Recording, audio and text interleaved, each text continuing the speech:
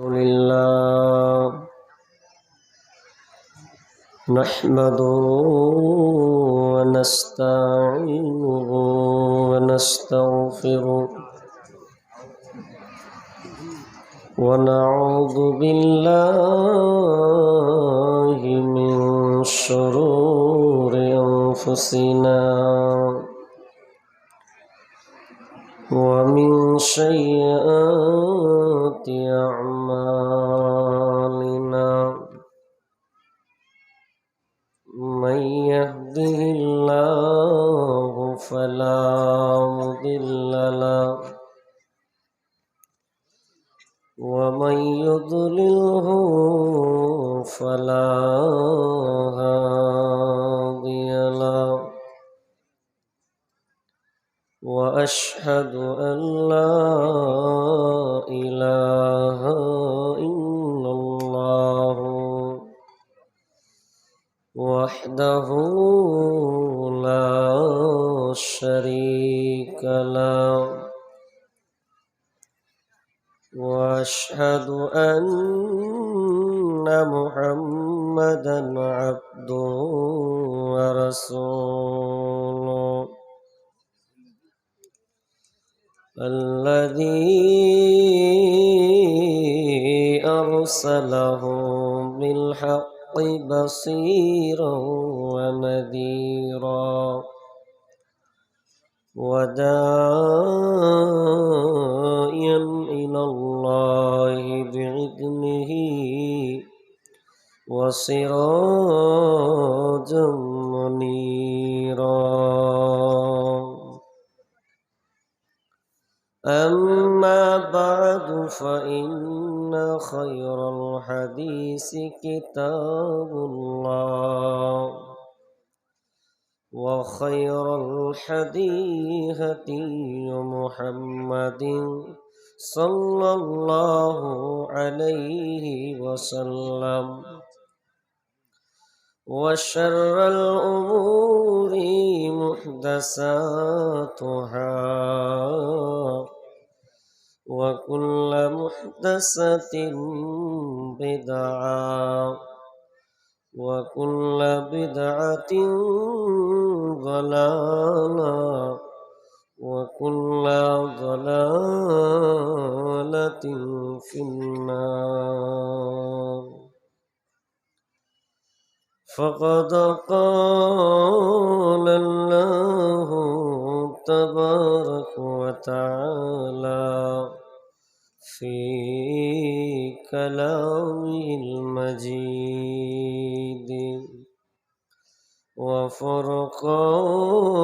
وفرقانه الحميد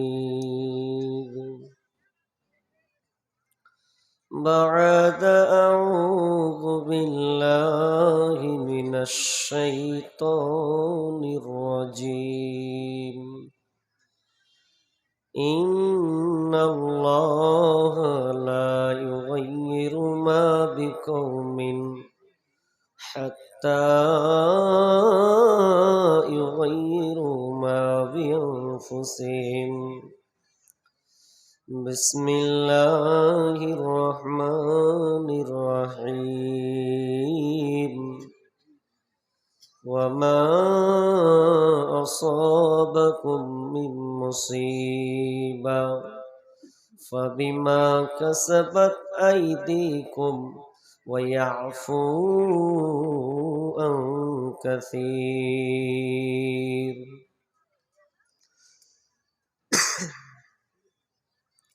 عن أنس قال قال رسول الله صلى الله عليه وسلم ليكونن في هذه أمتي خصف وقذف ومسخ وذلك إذا شربوا الخمر واتخذوا الخينات وضربوا بالمعظيم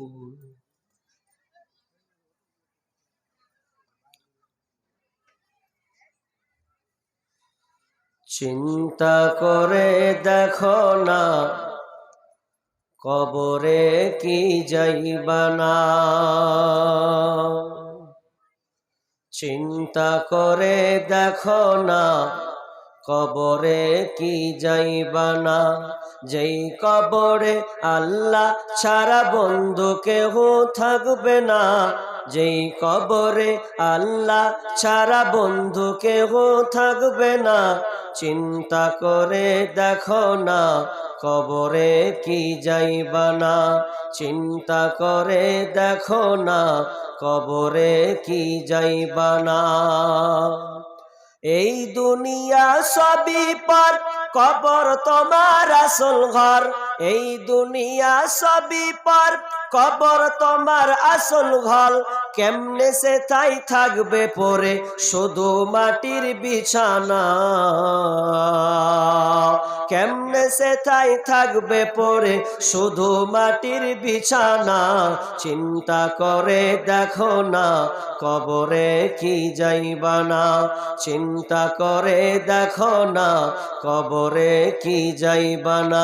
যেই কবরে আল্লাহ ছাড়া বন্ধু কেহ থাকবে না। যেই কবরে আল্লাহ ছাড়া বন্ধু কেহ থাকবে না।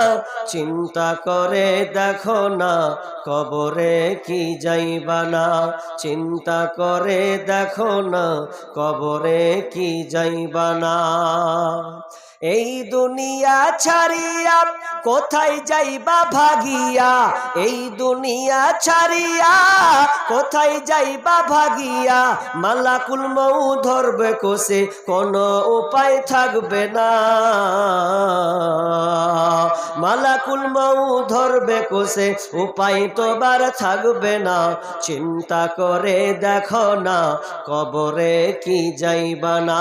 চিন্তা করে দেখো না, কবরে কি যাইবা না। যেই কবরে আল্লাহ ছাড়া বন্ধু কেহ থাকবে না। যেই কবরে আল্লাহ ছাড়া বন্ধু কেহ থাকবে না। চিন্তা করে দেখো না, কবরে কি যাইবা না। চিন্তা করে দেখো না, কবরে কি যাইবা না। আজান কানে শুনিয়া কেমনে থাকো বসিয়া। আজান কানে শুনিয়া কেমনে থাকো ঘুমায়া। কবরে আজাব কি তোমার একটু স্মরণ করে না। কবরে আজাব কি তোমার একটু মনে পড়ে না। চিন্তা করে দেখো না, কবরে কি যাইবা না। চিন্তা করে দেখো না, কবরে কি যাইবা না। যেই কবরে আল্লাহ ছাড়া বন্ধু কেহ থাকবে না। যেই কবরে আল্লাহ ছাড়া বন্ধু কেহ থাকবে না। চিন্তা করে দেখো না, কবরে কি যাইবা না। চিন্তা করে দেখো না, কবরে কি যাইবা না। দিলে বাহা ভরা অহংকার, চিনো না তুমি আল্লাহর ঘর। দিলে ভরা অহংকার, চিনো না তুমি আল্লাহর ঘর। নামাজি বলে কি তোমার একটু মায়া লাগে না। নামাজি বলে কি তোমার একটু মায়া লাগে না। চিন্তা করে দেখো না, কবরে কি যাইবা না। চিন্তা করে দেখো না, কবরে কি যাইবা না। যেই কবরে আল্লাহ ছাড়া বন্ধু কেহ থাকবে না। যেই কবরে আল্লাহ ছাড়া বন্ধু কেহ থাকবে না। চিন্তা করে দেখো না, কবরে কি যাইবা না। চিন্তা করে দেখো না, কবরে কি যাইবা না। চিন্তা করে দেখো না, কবরে কি যাইবা না। সম্মানীয় সুযোগ্য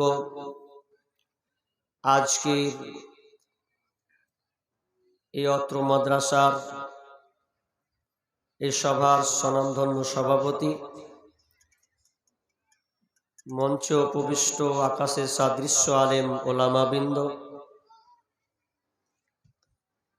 এবং দূর দূরান্ত থেকে আগত অতিথিবৃন্দ, আমার সম্মুখে বসে থাকা দিনদার ইমানদার মুমিন ভাই সকল, এবং পর্দার অন্তরালে ছোট বড় স্নেহের মা ও বোনেরা, প্রথমে সেই মহান মনিবের দরবার আমরা প্রশংসা করব, যেই মহান মনিব আমাদেরকে এই 11টার পরেও একটি ইসলামী সভার কোরআন এবং হাদিসের আলোচনা শোনা এবং আমলের উদ্দেশ্যে যিনি আমাদের সামিয়ানা নিচে বসিয়েছেন, সে আল্লাহ সুবহানাহু ওয়া তাআলার যে আমরা কটা লোক আছি, আল্লাহর একটু প্রশংসা করি তো বলুন, সবাই জোরে বলেন আলহামদুলিল্লাহ। অতঃপর শান্তি বর্ষিত হোক জনাবে মুহাম্মদুর রাসূলুল্লাহ, আমরা সকলে বলি সাল্লাল্লাহু আলাইহি ওয়াসাল্লাম। আমি আপনাদের সম্মুখে মহাগ্রন্থ আল কোরআন থেকে 2টি সূরা থেকে 2টি আয়াত পড়েছি, একটি হাদিসে নববী পাঠ করেছি। এই আয়াত এবং হাদিসকে সামনে রেখে আমরা আজকের আলোচ্য বিষয় পরিবর্তন। আমি কোথাও এই ওয়াজ করতে গিয়ে সম্পূর্ণ বিষয়টাকে বলতে পারি না, তবে আমার মনে হয় আজকে বলতে পারবো, কারণ কালেকশন মাশাআল্লাহ আমার আগেই করে ফেলেছেন। আশা করছি আর ডিস্টার্ব আমার কাছে আসবে না। তবে আমিও অসুস্থ মানুষ, গত 3-4 দিন আগে 4 দিন ছিলাম বিছানায় বাড়িতে পেটের সমস্যার কারণে।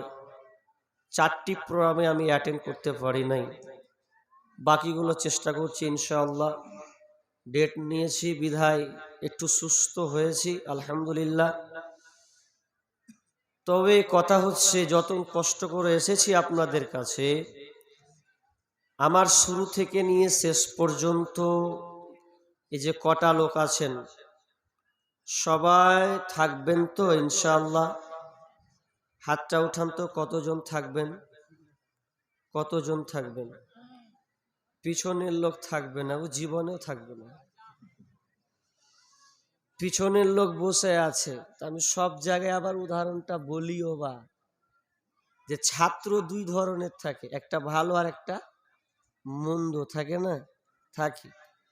ও মাল সব জায়গাতে আছে। আপনি বলছেন যে আপনাদের এই প্যান্ডেলের না? জি না, অক্টোবর থেকে একই রকম প্রোগ্রাম করছি, একটু চলছে ফেব্রুয়ারি শেষের দিকে, এখন পর্যন্ত এপ্রিল মে জুন পর্যন্ত অন্তত চলবে। তো এবার কথা হচ্ছে যে ছাত্র 2 রকমের হয়, যারা 3rd% বা থার্ড একদম অচল, ওরা দাঁড়িয়ে থাকে, নাহলে শেষের দিকে থাকে। কেন জানেন? একটা শিক্ষক ছাত্র একটা শিক্ষককে বলছে যে স্যার ছুটি দেন, নাহলে পালাবো। শিক্ষককে বলছে, যুক্তি দেয়, বলছে ছুটি দেন নাহলে পালাবো। আচ্ছা শিক্ষক কি করবে বলেন তো? কিভাবে কথাটা বলেছে? বলছে ছুটি দেন নাহলে পালাবো। শিক্ষকের কোন আর কায়দা আছে? যদি ছুটি না দেয় তো পালাবেও, ঠিক না? তখন ওর কান ধরে নিয়েছে, বলছে তুই এখানে আয়। তো বলছে বল তোর রোল কত? বলছে আমার রোল 83। ভালো কথা। আচ্ছা তোর ক্লাসে কজন আছিস? বলছে আমরা 83টা আছি। তোর রোল 83 বললি, তো তুই পালাবি না তো আর কে পালাবে? তুই পালালে বা কে কমবে? তুই গেলি 83 নাম্বার, 82টা থাকবে। আর তুই 3rd% লোক, তো তুই পালাবি না তো আর কে পালাবে? তো ওই রকম মজলিসে হয়ে গেছে 2 তরফ, যেগুলো পালাবে ওগুলো লাস্টে থাকবে, ছাড় না হলে পালাবে, তো ওই লাস্টে বসেছে। দুঃখ নিয়েন না, পরিস্থিতি দেখে বললাম। এবার মাশাআল্লাহ মা বোন দেখছি যথেষ্ট আছে। আপনারা পালালে মনে হয় মা বোন থাকবে, আমার মনে হয়, এটা আমার আশা আছে, ওরা থাকবে। তো সবচেয়ে আফসোস হচ্ছে যতগুলো লোক দেখছি সব কটা কিন্তু মুরব্বী আছে বেশি, আমার চোখের নজরে। ইয়ং ছেলে কিন্তু নাই, ধরতে গেলে খুব কম আছে। এদিককার লোক মনে হয় ইয়ং কম আছে, সব বুড়া লোক বেশি আছে আপনাদের এলাকাতে নাকি? না, ইয়ংটি এখানে নেই। কোথায় আছে বলেন তো? ওয়াদের মার্কেট বাজারে। আমি যখন আসছিলাম 2 তলা থেকে মসজিদে রেখেছে আমাকে, তা একজনকে দেখছি ও চেন্নাতে নিয়ে বসেছে আর গল্প করছে আর খেয়েছে। কে ওঠাবে? একটা ছেলে আর একটা মেয়ে ওই ওই রাস্তাতে আছে, আমি উপর থেকে ফলো করছি, এখনো মনে হয় মালটা আছে। ও চেন্নাতে বসে আছে একটা মেয়েকে নিয়ে, আর বাদাম কি যা জিলাপি খাইছে বসে বসে দুজন মিলে। আর বাপ মা জানছে ও ওয়াজ শুনতে এসছে, দেখেন কয় নম্বর ওয়াজ শুনছে ও, কি অবস্থা চলছে। আজকে মেলাগুলো জালসার নামের মেলা, আমি সাপোর্ট করি না, কতদিন থেকে বলছি, প্রায় জায়গাতে বলেছি, অ্যাকসেপ্ট করেছে আমার কথা। আমি বলেছি মেয়েদেরকে দিনে করে দেন, মাগরিবের আগে পর্যন্ত, মাগরিব হবে মেয়ে বাড়ি চলে যা, মাগরিব পর ছেলেদের করে দেন, দেখেন ঝামেলা মিটে যাবে, এই সমস্যা হবে না। যাক, যে বাদাম খেয়েছে আর জিলাপি খেয়েছে খেতে দেন। আপনারা কে আল্লাহ হেদায়াত দিয়েছেন, পছন্দ করেছেন, এখানে বসেছেন, শুকরিয়া আলহামদুলিল্লাহ। আমি বিষয়ের দিকে চলে যাই। বিষয়টা হচ্ছে চেঞ্জ, বাংলায় যাকে বলা হয় পরিবর্তন। কথাটা কেমন? এবার পরিবর্তন কি থেকে হতে হবে?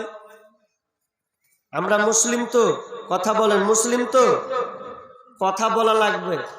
আর যুবকরা বেশি বলে, তো যুবক তো নাই, তো মুরব্বী বাপজি ছেলের বয়সের আছি, একটু সাপোর্ট করবেন আমার কথাটাকে, তাহলে বুঝবো যে আমার বক্তব্যের প্রতি আপনারা অ্যাট্রাকশন আছেন।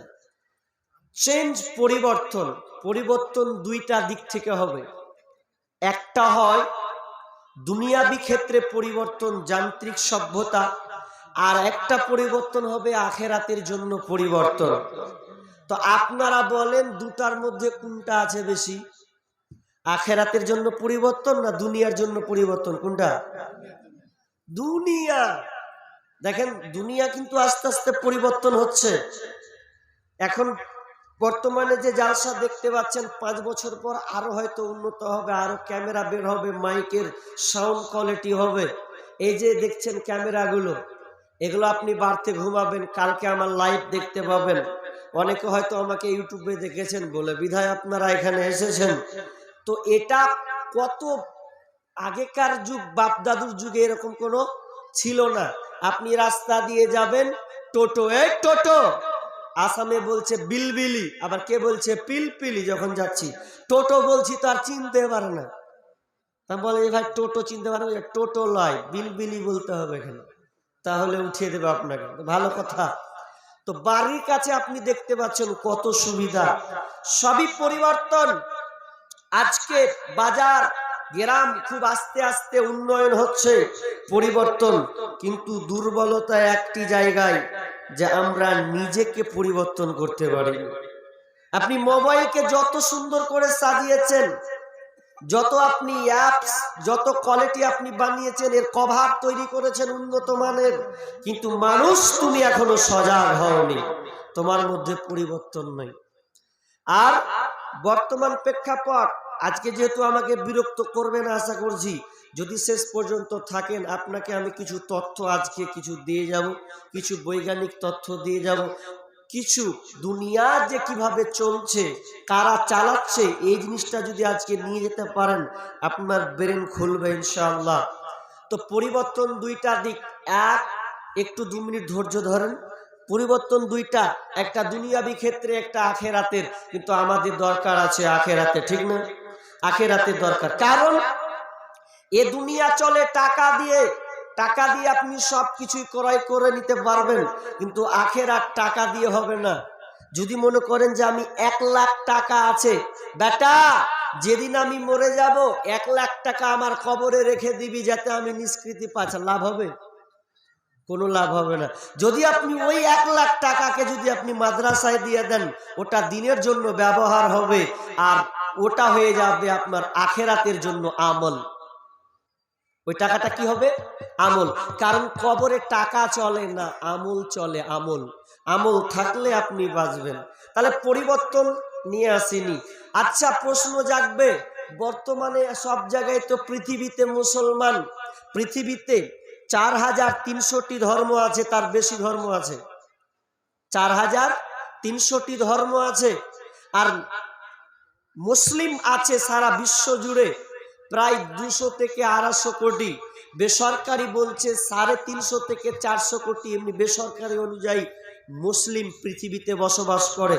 এরপরে মুসলিমকে দেখবেন সব জায়গায় লাট খাচ্ছে, যেখানে সেখানেই লাট খাচ্ছে। কেন কেন কেন? এ রোগটা আজকে বের করতে হবে, বের করে বাড়ি যেতে হবে ইনশাআল্লাহ। রোগ নিরসন করে বাড়ি যাবেন তো? জানতো বলবো, নচেত পাল্টে দিব। চলেন এবার আমি চলে যাই। পরিবর্তন কত এসেছে দেখেন, কিন্তু আমাদের মধ্যে পরিবর্তন হয়নি। এজন্য আল্লাহ কি বলছেন জানেন? বিসমিল্লাহির রহমানির রহিম। ইন্নাল্লাহা লা ইউগাইয়িরু মা বিকওমিন হাত্তা ইউগাইয়িরু মা বিআনফুসিহিম। আল্লাহ সুবহানাহু ওয়া তাআলা বলছেন, ইন্নাল্লাহা লা ইউগাইয়িরু মা বিকওমিন। আল্লাহ বলছেন আমি ও কমের অবস্থা, ওই দলের অবস্থা অতক্ষণ পর্যন্ত আমি পরিবর্তন করি না, যতক্ষণ না তারা নিজের অবস্থানকে পরিবর্তন না করে। কোন কম কোন জাতি যতক্ষণ না তারা নিজের অবস্থানকে পরিবর্তন না করবে, ততক্ষণ পর্যন্ত আল্লাহ ওই জাতিকে নিরাপত্তা দেবে না। যদি কোনো কম, কোনো গোষ্ঠী, কোনো দল আল্লাহকে ছেড়ে দিয়ে আল্লাহর বেলাইনে যদি চলে, আল্লাহর আইনকে ছেড়ে দিয়ে তারা নিজের মন মতন যদি চলে, দুনিয়ার আধিকতা নামে যদি পেশ করা হয়, দুনিয়াবি আইন নিয়ে যদি তারা জীবন যাপন করে, তো আমার আল্লাহ বলছে আমি অতক্ষণ পর্যন্ত ওই জাতির অবস্থা পরিবর্তন করব না, যতক্ষণ না তারা নিজের অবস্থানকে পরিবর্তন না করবে। এবার দেখেন, এবার কথা হলো যে আমরা মুসলিম জাতি, এখানে অনেক বুদ্ধিজীবীরা প্রশ্ন করে। কি প্রশ্ন করে? হাজি সালা দুনিয়াতে এত মুসলমান, এরপরে মুসলমানকে লাচ্ছাচ্ছে হিন্দুরা, বেধর্মীরা, তো আল্লাহ যে কিছু করে না, আল্লাহ যে কিছু করে না, আল্লাহ কিছু করতে পারবে না? পারবে তো। আল্লাহ যে চুপচাপ বসে আছে কেন? এত মারছে কাটছে, গুজরাট গেল, উত্তরপ্রদেশ গেল, আপনার কি না মায়ানমার দেখতে পাচ্ছেন, তুরস্ক সিরিয়ার অবস্থা খুব খারাপ দেখলেন, তো আল্লাহ কি করছে? একটা উদাহরণ দিই আপনাকে।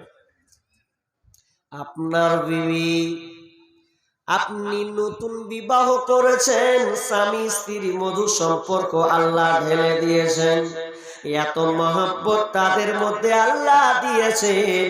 স্বামী স্ত্রী তারা যখন নির্জনে চলে যায়, তাদের মহব্বত ভালোবাসা প্রেম প্রীতি এত গভীরে চলে যায়, আল্লাহ বলছেন লিতাসকুনু ইলাইহা ওয়া জাআলা বাইনাকুম মাওয়াদ্দাতাও ওয়া রাহমা। আমার আল্লাহ বলছেন তোমাদের উপরে ভালোবাসা বৃদ্ধি করে দিয়েছি, তোমরা এক অপরকে ভালোবাসবে। স্বামী স্ত্রী কত মহব্বত ভালোবাসা, আপনি নতুন বিবাহ করেছেন, তো এমন ভালোবাসা, যদি কোনো বিবির গায়ে জ্বর হয়, স্বামী বলবে আহারে আমার বিবি এত সুন্দর একটা বিবি, আমার কথায় চলে, আমার কথায় উঠা বসা করে। এরপরে আমার স্ত্রী জ্বর হয়েছে, আপনি টেনশনে ভুগবেন যে কি হলো কি হলো, এ সংসার চলবে কি করে। স্ত্রী যদি অচল হয়ে যায়, পুরো সংসারটা অচল হয়ে যাবে। এবার স্বামীর যদি কিছু হয়, মাথা ব্যথা হয়, স্ত্রী বলবে আমার স্বামীর মাথায় ব্যথা ধরেছে, আহা কি হয়ে গেল আল্লাহ। স্ত্রীর টেনশন শুরু হবে, আমি যে 4-5 দিন থেকে বাইরে সফর করছি, আমার বিবি আমাকে প্রতিদিন বলে হাগো তুমি কোথায় আছো, কিছু খেলে কিনা, এখন রাত 11টা কি করছো বলো, এ করে ফোন নাই, আমিও ফোন করি সেও ফোন করে, কেন কেন, তো এখানে এখানে ভালোবাসার মহাব্বত প্রতীক এখানে আল্লাহ বাঁধন বেঁধে দিয়েছেন, স্বামী স্ত্রীর মধ্যে রেখে দিয়েছেন। এবার শুনলেন, যদি আপনি দেখেন যে আপনার বিবি খারাপ, আপনার কথায় উঠা বসা করে না, ওই বিবিটা ধরলেন আপনাকে বাদ দিয়ে একটা পরপুরুষের সঙ্গে চলে গেছে বা কিংবা মিলনে চলে গেছে, এবার আপনি জানতে পারলেন, আচ্ছা বলেন এবার আপনি কি করবেন? তখন আপনি সিদ্ধান্ত নেবেন যে এ আমার স্ত্রী হবে না, আজ থেকে ওকে আমি তালাক তালাক তালাক দিয়ে দিলাম। যদি এবার তালাক দিয়ে দেয় কোনো স্বামী স্ত্রীকে, আচ্ছা তালাক দিলে আর ওই স্ত্রীটাকে কোনো স্বামী দেখবে? ওই স্বামী দেখবে? দেখবে না। তালাক, তালাক মানে আর কোনো সম্পর্ক নাই, বিচ্ছেদ হয়ে গেল, সংসার ভেঙে গেল। এবার যদি বিবির মাথা ব্যথা করে তো স্বামী বললে তোর ব্যথা করলে কি আর না করলে কি, তুই মরলে কি আর বাঁচলে কি, আমার দেখে লাভ নেই। ঠিক তেমনি ভাবে আমার আল্লাহ বলছেন, ওরে পৃথিবীর মানুষ, তোরা আমার সঙ্গে সম্পর্ক ডিলিট করে দিয়েছিস, তোরা সম্পর্ক এক্সচেঞ্জ করে দিয়েছিস, তোরা নিজেকে পরিবর্তন করে নিয়েছিস, তো কি থেকে আমার দিন থেকে তোরা বেরিয়ে চলে গেছিস। তো আমি আল্লাহ সাত আসমান থেকে দর্শক ভূমিকা পালন করব। তোকে কে মারলো, কে কাটলো, কে তোকে হানি দিল, কে ধর্ষণ করলো, আমি আল্লাহ কোনো লাভ হবে না। আমি সেদিন সাত আসমান দর্শকের ভূমিকা পালন করব রে, সেদিন আল্লাহ বলে কোনো লাভ হবে না। আমার আল্লাহ বলেন, ইন্নাল্লাহা লা ইউগাইয়িরু মা বিকওমিন হাত্তা ইউগাইয়িরু মা বিআনফুসিহিম। আমার আল্লাহ বলছেন, আমি অতক্ষণ পর্যন্ত ওই জাতির অবস্থা পরিবর্তন করব না যতক্ষণ না তারা নিজের অবস্থানকে পরিবর্তন না করবে। আল্লাহর সঙ্গে বান্দার সম্পর্ক কেমন থাকা দরকার ছিল? নেই। এবার একটা ঘটনা বলি। ইব্রাহিম বিন আদহাম, সেই সময়ে চাকর কিতদাস কেনা বেচা হতো। এখন যেমন বর্তমানে গরুর হাটে কি বিক্রি হয়, গরু ছাগল বিক্রি হয়, নিয়ে পুষেন, না হলে খাবারের জন্য জবাই করে দেন, যেমন আজকে আপনাদের জলসায় জবাই হয়েছে। তো সেই সময় ইব্রাহিম বিন আদহামের সময় মানুষ কেনা বেচা হতো কেমন? ইব্রাহিম বিন আদহাম আপনার কিনা কিতদাস ক্রয় করার জন্য তিনি বাজারে গেছেন। বাজারে যাওয়ার সময় এবার তিনি চয়েস করছে কোন ছেলেটাকে আমি নেব, কাকে নিলে আমার বাড়িতে বেশি ভালো কাজে লাগবে। তিনি ঘুরে ঘুরে ঘুরে ঘুরে একটা ছেলেকে তিনি ক্রয় করলেন কয়েক দিরহামের বিনিময়ে। ইব্রাহিম বিন আদহাম ওই চাকরটাকে বাড়ি নিয়ে চলে আসলেন। বাড়ি নিয়ে আসার পর বলছি, ওরে গোলাম রে, বলো তো আমি তোমাকে ক্রয় করেছি, এখন তুমি আমার হয়েছ। ও গোলাম বলো তুমি এখন কি খাবে? তখন গোলাম বলছে, মালিক আপনি আমাকে যা খাওয়াবেন ওটাই আমি খেয়ে নেব।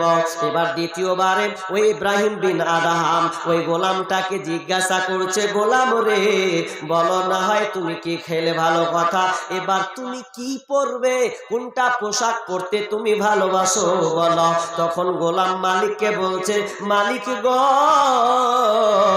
আমি কি পরবো জানি না, আপনি যেটা আমাকে পরাবেন ওটাই আমি পরে নেব, কারণ আমি আপনার কিতদাস গোলাম আর আপনি হচ্ছেন আমার মালিক। তো অতএব আমি কি পরবো এটা আমার স্বাধীনতাই নাই, আপনি আমাকে যেটা পরাবেন ওটাই আমি পরব। এবার ইব্রাহিম বিন আদহাম ওই ছেলেটাকে বলছে গোলাম বলো বলো বলো তোমার নাম কি?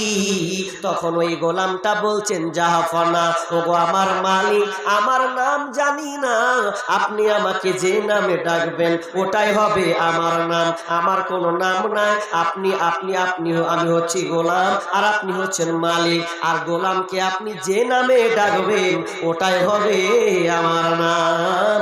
এবার শেষ প্রিয় শেষের বেলায় এবার ওই গোলামকে জিজ্ঞাসা করছি গোলাম বলো তোমার কোনো দরখাস্ত আছে কিনা, তোমার আবদার কোনো আছে কিনা, তুমি কি চাও বলো, তোমার কি কোনো চাহাত আছে?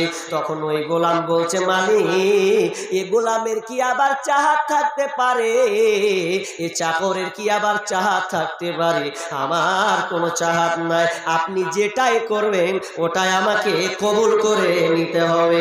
যখন এই চারটা পয়েন্ট গোলাম আপনার মালিককে যেমনি বলল, ওই আপনার ইব্রাহিম বিন আদহাম তিনি দুঃখিত প্রকাশ করলেন, নিজে নিজে কলারটা ধরে বলছে ওরে গোলাম রে, ওরে বেঈমান, দেখ দেখ দেখ দেখ এই গোলামটা কি আমার সঙ্গে ব্যবহার করছে রে, এই কেমন আমার সঙ্গে ব্যবহার করছে, এই গোলামটা তো আল্লাহর সঙ্গে যেমন ব্যবহার করার দরকার ছিল এই গোলামটা আমার সঙ্গে এরকম ব্যবহার করছে, আমি কত বড় নাদান, আমাকে তো রবের সঙ্গে এই রকম ব্যবহার করার দরকার ছিল। আল্লাহ বান্দার সঙ্গে আমাদের সম্পর্ক এরকম আছে যে আপনি এক চান্সে বলবেন আল্লাহ আপনি যেটাই দিবেন ওটাই কবুল, আল্লাহ যেভাবে চালাবেন সেটাতে আমি ধন্য, এরকম মানুষ নাই। যদি থাকতো তাহলে ও রুজির চিন্তা করতো না, রুজি নিয়ে টেনশন করতো না। তো যাক এটা একটু ইঙ্গিত দিলাম যে আল্লাহ বান্দার সঙ্গে সম্পর্ক কেমন থাকা দরকার ছিল, কিন্তু আমাদের সম্পর্ক এরকম নয়। আমার আজকের আলোচ্য বিষয় চেঞ্জ, পরিবর্তন। আমরা পরিবর্তন হচ্ছি না, পরিবর্তন হওয়ার দরকার আছে। পিছনে দুটা বড় বড় হাদিস আছে, এখানে তত্ত্ববহুল কিছু কথা আছে, আর একটা আয়াত ঢুকাবো, তাহলে আপনি ওই তথ্যবহুল কথাটা আমি শেষে বলবো, তাহলে আপনি আমার পুরো বিষয়টাকে আপনি বুঝতে পারবেন যে মৌলানা কোন চেঞ্জ কোন পরিবর্তনের কথা বলছে, তাহলে আপনি বুঝতে পারবেন। তাহলে পরিবর্তন হওয়ার দরকার আছে, কিন্তু পরিবর্তন দুনিয়াবি পরিবর্তন, আখেরাতি পরিবর্তন আমাদের মধ্যে নেই। সংসার আপনি যে চালাচ্ছেন কোরআন হাদিস অনুযায়ী আপনি চালান না, তো পাওয়া যাবে না। একটা এক্সাম্পল দিই, আপনার ছেলে কিংবা মেয়ের যদি বিবাহ হয় কেমন করে বিবাহটা দেন আপনি? এখানে আলেম ওলামা আছে আপনাদের গ্রামের সাক্ষী, কোরআন হাদিস অনুযায়ী বিয়ে হয়? কথা বলেন হয়? হাত তুলেন তো একজন যে কোরআন হাদিস অনুযায়ী বিয়ে দিয়েছি বেটা। নাই। কি লাগবে? বলছে বিয়ে লাগবে, বেটির কাপড় পরবে হলুদ কাপড়, একদম ডহলে বহলে করে একদম দিবে হলদি মাখিয়ে, ছেলেতে হলদি মাখবে, আর সাত বৈঠক 5 বৈঠক শুরু হবে, একদম 4-5 খানকার কি যাবে, একদম গাড়ি যাবে, তো দামি দামি গাড়ি 4 চাকার গাড়ি যাবে, নাহলে বিয়ে মানাবে না। আবার বলছে বক্স না হলে বিয়ে আরো মানাবে না। শালা সুক্ষা সুক্ষা লাগছে কোন বিয়ে? আজকালকার বিয়ের অবস্থা। আর সবচাইতে আশ্চর্য লাগছে কি জানেন, যখন একটা ছেলের যখন বিয়ে হচ্ছে, তো বিয়ে হওয়ার পর হিন্দুদের সিস্টেমটা একটা ভালো আছে, ওরা আমাদের আদর্শ নিয়েছে আর আমরা কার যে আদর্শ নিয়েছি আল্লাহ জানে। একটা ছেলের যদি বিবাহ হয় তো ওদের যেদিন বিবাহ হবে সেদিনই ওদের বাসর হয়, হয় কি হয় না? হিন্দুদের যেদিন বিবাহ হবে সেদিন রাতে ওদের বাসর হবে, আর আমাদের কি হবে? হাওড়া আর শিয়ালদা, হাওড়া আর শিয়ালদা। বিয়ে হলো, বিয়ে হওয়ার পর কখন ছেলেটা মেয়েটার সঙ্গে কখন সম্পর্ক নির্জনে যাবে, তো বলছে তারপর দিন বরহন্তা আসবে, খাবে দাবে, তারপর দিন যাবে বহুলি আসবে, দিয়ে ওর বাসর ঘর হবে। কোথায় আছে এগুলা? নাই। আপনার ছেলের বিবাহ দিয়েছেন কিংবা মেয়ের বিবাহ দিয়েছেন, আপনি শরীয়ত অনুযায়ী চালিয়েছেন? চালাননি তো। আমার আল্লাহ বলছেন পরিবর্তন যতক্ষণ না হবে ততক্ষণ এই মুসলিম জাতি মার খাবে, লাঞ্ছিত হবে। পরিবর্তন হতে শিখুন। ফুজাইল ইবনে ইয়াদ এমন একটা ডাকাত, যেই ডাকাত এত বড় ডাকাত, বাগদাদ শহরের নাম করা একজন ডাকাত, এত বড় ডাকাত যে মানুষ দেখলেই তাকে ভয় করত। মানুষ যেতে পারতো না, এত বিশাল বড় ডাকাত। একদিন একটা বাড়িতে টার্গেট করছেন, তো টার্গেট করতে গিয়ে একটা বাড়িতে উঠবেন, যে ওই বাড়িতে কিছু চুরি করব, কিছু ডাকাতি করব, এই নিয়াতে রাত হয়েছে, ঢুকছেন। এবার ঢুকছেন যখন, তো যে বাড়িওয়ালা আছে কিংবা পাশের বাড়িতে কোরআন তেলাওয়াত হচ্ছে, তো কি সূরা হাদীদের 16 নম্বর আয়াত তার কর্ণপাত তার কানে ঢুকছে। আলাম ইয়ানি লিল্লাযীনা আমানু, হে ঈমানদার, ওই ঈমানদারের কি এখনো সময় হয়নি? এখন কি তার বিগলিত হওয়ার সময় হয়নি? যে তার যে আল্লাহর ভয়ে, আল্লাহর ভয়ে যার অন্তরটা আল্লাহর জিকিরে, ওয়ামা আরেকটা কি গো ভুলে গেলাম। আল্লাহ সুবহানাহু ওয়া তাআলা বলছেন যে তারা আল্লাহর ভয়ে এবং আল্লাহর দ্বীন হক প্রতিষ্ঠিত হয়েছে, কিতাব নাজিল হয়েছে, এই দুটা জিনিসে তার অন্তর কি এখনো বিগলিত হয়নি? আল্লাহর ভয়ে কি তার এখনো তার হৃদয়টা কি নরম হয়নি? আর যখন এই ধরনের কথা যখন ফুজাইল ইবনে ইয়াজের কানে যেমনই ঢুকলো, আর যেমনই ঢুকা তিনি একদম নিশ্চুপ হয়ে গেলেন, বসে থেকে গেলেন। আর থাকার সময় ভাবলেন, আহারে বেঈমান, আছি আমি একজন আছি।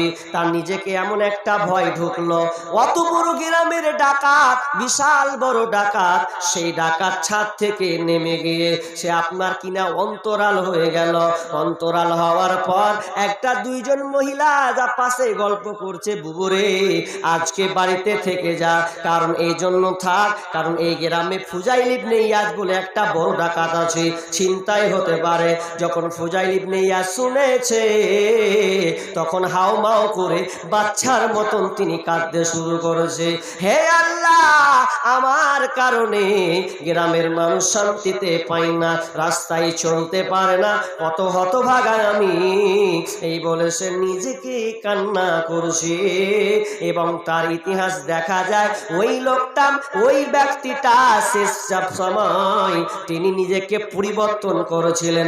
তো কিসে সামান্য একটি আয়াত, সূরা হাদীদের 16 নম্বর আয়াত, ওই আয়াতটা পড়ে তার মন পরিবর্তন হয়ে গেল, যে আমি কত ভুলের মধ্যে ছিলাম, ডাকাতির মধ্যে, বেঈমানের পথে ছিলাম, আমি সারেন্ডার হয়ে গেলাম। তো এই ঘটনাটা ছোট ক্লাসে যখন পড়ি, তখন এই ঘটনাটা একজন শিক্ষক আমাদেরকে পড়াচ্ছিলেন, দিয়ে বলছেন ওই লোকটা সেই সময় একজন মুহাদ্দিস হয়েছিলেন, একজন আলেমে পরিণত হয়েছিলেন। পরিবর্তন দেখেন, সামান্য একটা কোরআনের আয়াত তার কানে ঢুকলো, যে এখনো কি ওই মুমিন, সেই মুমিনের সেই অন্তর কি এখনো বিগলিত হয়নি? আল্লাহর ভয়ে, আল্লাহর স্মরণে, আল্লাহর জিকিরে কি তার অন্তর বিগলিত হয়নি? সে কি এখনো সত্যকে পায়নি যে পেয়ে তার অন্তরটা গলবে? লোক পরিবর্তন হয়ে। আর আমরা কত বড় বেঈমান, ভুরি ভুরি জালসা হচ্ছে, ওয়াজ হচ্ছে, ওসিয়ত করা হচ্ছে, জুমার খুতবা হচ্ছে, এরপরেও আমরা শুনে হ্যাঁ থাকছি। আল্লাহ বলছেন পড়বে ঢাট, লাঠি পড়বে লাঠি, তখন কিছু করতে থাকবে না। আল্লাহকে ডেকে লাগবে, আল্লাহ ডেকে লাভ হবে না। এখন এক অপরকে আমরা আঙুল তুলছি, কি বলে আঙুল তুলছি? বলছে বিজেপিরা মুসলমানকে মারার টার্গেট করছে। বিজেপি বলছে না, আপনার আরএসএস যারা বজরঙ্গ ওরা বিজেপি তারা ওরা করছে, বিজেপি বলছে না আমরা লয় রে, আরএসপি যারা করছে ওরা মুসলিমকে মারার চক্রান্ত করছে। বর্তমানে একটা ইস্যু সামনে, ভোটকে কেন্দ্র করে কত যে পাইতারা চলবে। আমার কথা হলো আপনি মুসলিম, 56% আপনারা আছেন, তো 56% মুসলিম ভাগ হয়েছে, সিপিএম, কিছু কংগ্রেস, কিছু তৃণমূল, কিছু বিজেপি, যে ওদেরকে ভাগা বুটা করে একদম চাটনি বাটা করে লিছে। যেদিন লাট পড়বে, কুদাকুদি পড়বে, সেদিন বুঝবে ঠেল। হুঁশ ফিরেনি, আল্লাহ বলছে লাট খাবি, কিছু করার নেই। এই জন্য কারা দায়ী? আমরা দায়ী নয়, আমরা দায়ী নয়। কারা দায়ী? আল্লাহ নিজে বলছেন। কারো উপরে আঙুল তুলতে হবে না যে এটা বিজেপির চাল, এটা আরএসপির চাল, এটা কংগ্রেসের চাল। মার খাচ্ছি আমাদের নিজের কারণে। আল্লাহ কোথায় বলছেন? সূরা রুম চলে যান, ওখানে আল্লাহ কি বলছেন? বিসমিল্লাহির রহমানির রহিম। ظهر الفساد في البر والبحر بما كسبت أيدي الناس ليذيقهم بعض الذي عملوا لعلهم يرجعون আমার আল্লাহ বলেন জহরাল ফাসাদু ফিল বাররি ওয়াল বাহরি বিমা কাসাবাত আইদিন নাস, তোমরা জলে এবং স্থলে যত তোমরা মারামারি হানাহানি যত বিপর্যয় তোমরা দেখতে পাও, বিমা কাসাবাত আইদিন নাস, এগুলো তোমাদের হাতের কামাই, তোমাদের কারণে এই বিপর্যয়গুলো নেমে এসেছে। কোন দলকে দিয়ে লাভ হবে না, এগুলো বিপদ আমাদের কারণে। আল্লাহ বলছেন লিউযীকুহুম বা'দাল্লাযী আমিলু, যাতে করে তা অনেক পাপের দরুন তাদেরকে এই পাপের ফল আস্বাদন করা হয়। কেন কেন? তো লাআল্লাহুম ইয়ারজিউন, যাতে করে বান্দা দ্বীনের পথে ফিরে আসে। একটা উদাহরণ দিই আপনাকে। এক গেলা হচ্ছে ইঞ্জিনিয়ার। ইঞ্জিনিয়ার মানে ও নকশা দেয়, বাড়ি তৈরি করবে, নকশা দেখাবে। একগুলো আছে রাজমিস্ত্রি, ওরা বাড়ি তৈরি করবে, ঠিক তো? আর ইঞ্জিনিয়ার নকশা দেয়। এই নকশা যখন দেয় তখন দেখবেন যে এক জায়গায় মিস্ত্রি আর ইঞ্জিনিয়ার, ইঞ্জিনিয়ার আছে 4 তলার উপরে আর মিস্ত্রিটা আছে নিচে। তো নিচে মেশিন ভ ভ ভ করে ঘুরতে আছে। আবার ওপর থেকে ইঞ্জিনিয়ার হাঁক মারছে, দরকার হতে পারে, তো ওকে হাঁক মারছে, এ ভাই এই, হাঁক যখন মারছে তো মেশিং এর ওর গতিতে আওয়াজে শুনতে পায় না। তো বলছে কি হলো, এত করে ডাকছি তারা শুনতে পায় না রে, তো কি করব? তখন ইঞ্জিনিয়ার করছে যখন পথ হয় না, তো একটা কাজ পথ করে যদি হয়, তখন পকেট থেকে 500 টাকা নোট বের করেছে। ওই নোটটা বের করে ওর সামনাসামনি 500 টাকা নোট ফেলছে। যখন ফেলছে তো ফেলার পর যখন টাকাটা কুড়ায়, মানুষ দেখবেন যখন টাকা কুড়ায় কেমন করে টাকা কুড়ায়। এখানে অনেকে লোক আছেন টাকা কুড়াননি, লক করে কুড়িয়েছেন। কেমন করে কুড়িয়েছেন একটু নকল করি। হয়তো টাকা আপনার চোখের সামনে 500 টাকা আছে, পাটাকে নিয়ে যে আস্তে আস্তে বিলাইয়ের মতন রিপ রিপ রিপ করে দিয়ে 500 টাকাকে পায়ে দেবে দিলে যাবে না। আর যখন টাকাটা পকেটে ভরে তখন একবার এইদিকে এইদিকে দেখে পকেটে ভরে নিলেও, তার মানে কাউকে জানতে দিল না, পকেটে ভরে নিলেও 500 টাকা। এরকম করে তো টাকাটা লুকায়। আর এই দৃশ্যটাকে দেখতে পাচ্ছে ইঞ্জিনিয়ার, উপর থেকে কইছে শালা হাক মেরে তোকে পেনু না, আর টাকা তুলছি এদিকে, আর যে মালটা পড়লো উপর থেকে, এটা তো স্মরণ হয় না, দেখে না। আর একটা 500 টাকা নোট ফেলছে, তো আবার শালা ওই রকম করেই তুলছেও। ইঞ্জিনিয়ারের মন খারাপ, তুই তাকাস না মানে। তখন এই রাগ টাক করে কি করে তাকাবি না, তুই তাকাবি তো তোর বাপ 14 গোষ্ঠী তাকাবি। তখন ওর সামনাসামনি হয়ে ধরেন এখানে একটা পাথর আছে, এই পাথরটা নিয়েছে, দেখো ওর মাথার সামনাসামনি রিং করবো, মাথার 4 তলার উপর থেকে ও রিং করছে, ও দেখো নিচে আছে। আর ইঞ্জিনিয়ারটা একদম টাকাটা ছাড়ছে, টাকা ছেড়ে যখন মাথার সামনাসামনি ফেলবে তার উলড়বে, তো মাথায় পড়বে। আর যেমনি মাথায় পড়েছে আর যেমনই লেগে উঠেছে ওর মাথায়, তেমনি করছে ওকে মা আগে কে গে, তখন এক চান্সে উপর দিকে তাকাতে লেগেছে। যখন ইঞ্জিনিয়ার তখন কইছে এতক্ষণে ফের কেনা তাকাছিস, ব্যথা পাইলি আর হাঁক মেরে মরে গেল, 500 টাকা ফেললি তাও দেখলি না, আর যখন মানে চোট পড়েছে তখন তুই উপর দিকে তাকাছিস, ঠেলার নাম বাবাজি। আমার আল্লাহ বলছেন লিউযিব লাআল্লাহুম ইয়ারজিউন, যাতে করে তুই বান্দা ফিরে আসবি। আমি আল্লাহ তোকে আযাবগুলো দি, এটা তোরই কারণে। আর আযাবটা কেন দি শুনলে, লাআল্লাহুম ইয়ারজিউন, যাতে করে তুই আমার দিন থেকে ফিরে আসিস। যত তোর আমি বিপর্যয়, যত বিপদ আমি তোকে দিরে বান্দা, এগুলো কেন দি, আমি তোকে এক চান্সে মারার জন্য নয়, বরং তোকে সুযোগ দেওয়ার জন্য, অনুসরণ করে দেওয়ার জন্য আমি আল্লাহ মাঝে মধ্যে পৃথিবীতে আযাবগুলো পাঠায়। আমার আল্লাহ অন্য জায়গায় সূরার মধ্যে বলছেন ওয়ামা আসাবাকুম মিন মুসিবা ফাবিমা কাসাবাত আইদিকুম ওয়া ইয়াফু আন কাসীর। আমার আল্লাহ বলছেন তোমাদের মধ্যে যত বিপদ আছে, যত মুসিবত আসে, এগুলো তোমাদের কৃতকর্মের কারণে, এটা কৃতকর্মের কারণে আসে। ওয়ামা আসাবাকুম মিন মুসিবা ফাবিমা কাসাবাত আইদিকুম ওয়া ইয়াফু আন কাসীর, এবং তোমাদের অনেক অপরাধ আল্লাহ ক্ষমা করে দেন। ছোট্ট ছোট্ট আযাব আসার কারণে এটা ভাবিয়ে না যে আল্লাহ মেরে দিবে, না, আল্লাহ বলছে দি তোর পাপকে আমি মোচন করে দিব। আর আগের আয়াতে বলা হলো লাআল্লাহুম ইয়ারজিউন, তুই দিনের মধ্যে ঢুক, এই জন্য আমি এই বিপদগুলো তোর উপরে চাপিয়ে দিচ্ছি। তো হতভাগা আমরা বুঝছি না, কতবার আজান হচ্ছে হাইয়া আলাস সালাহ,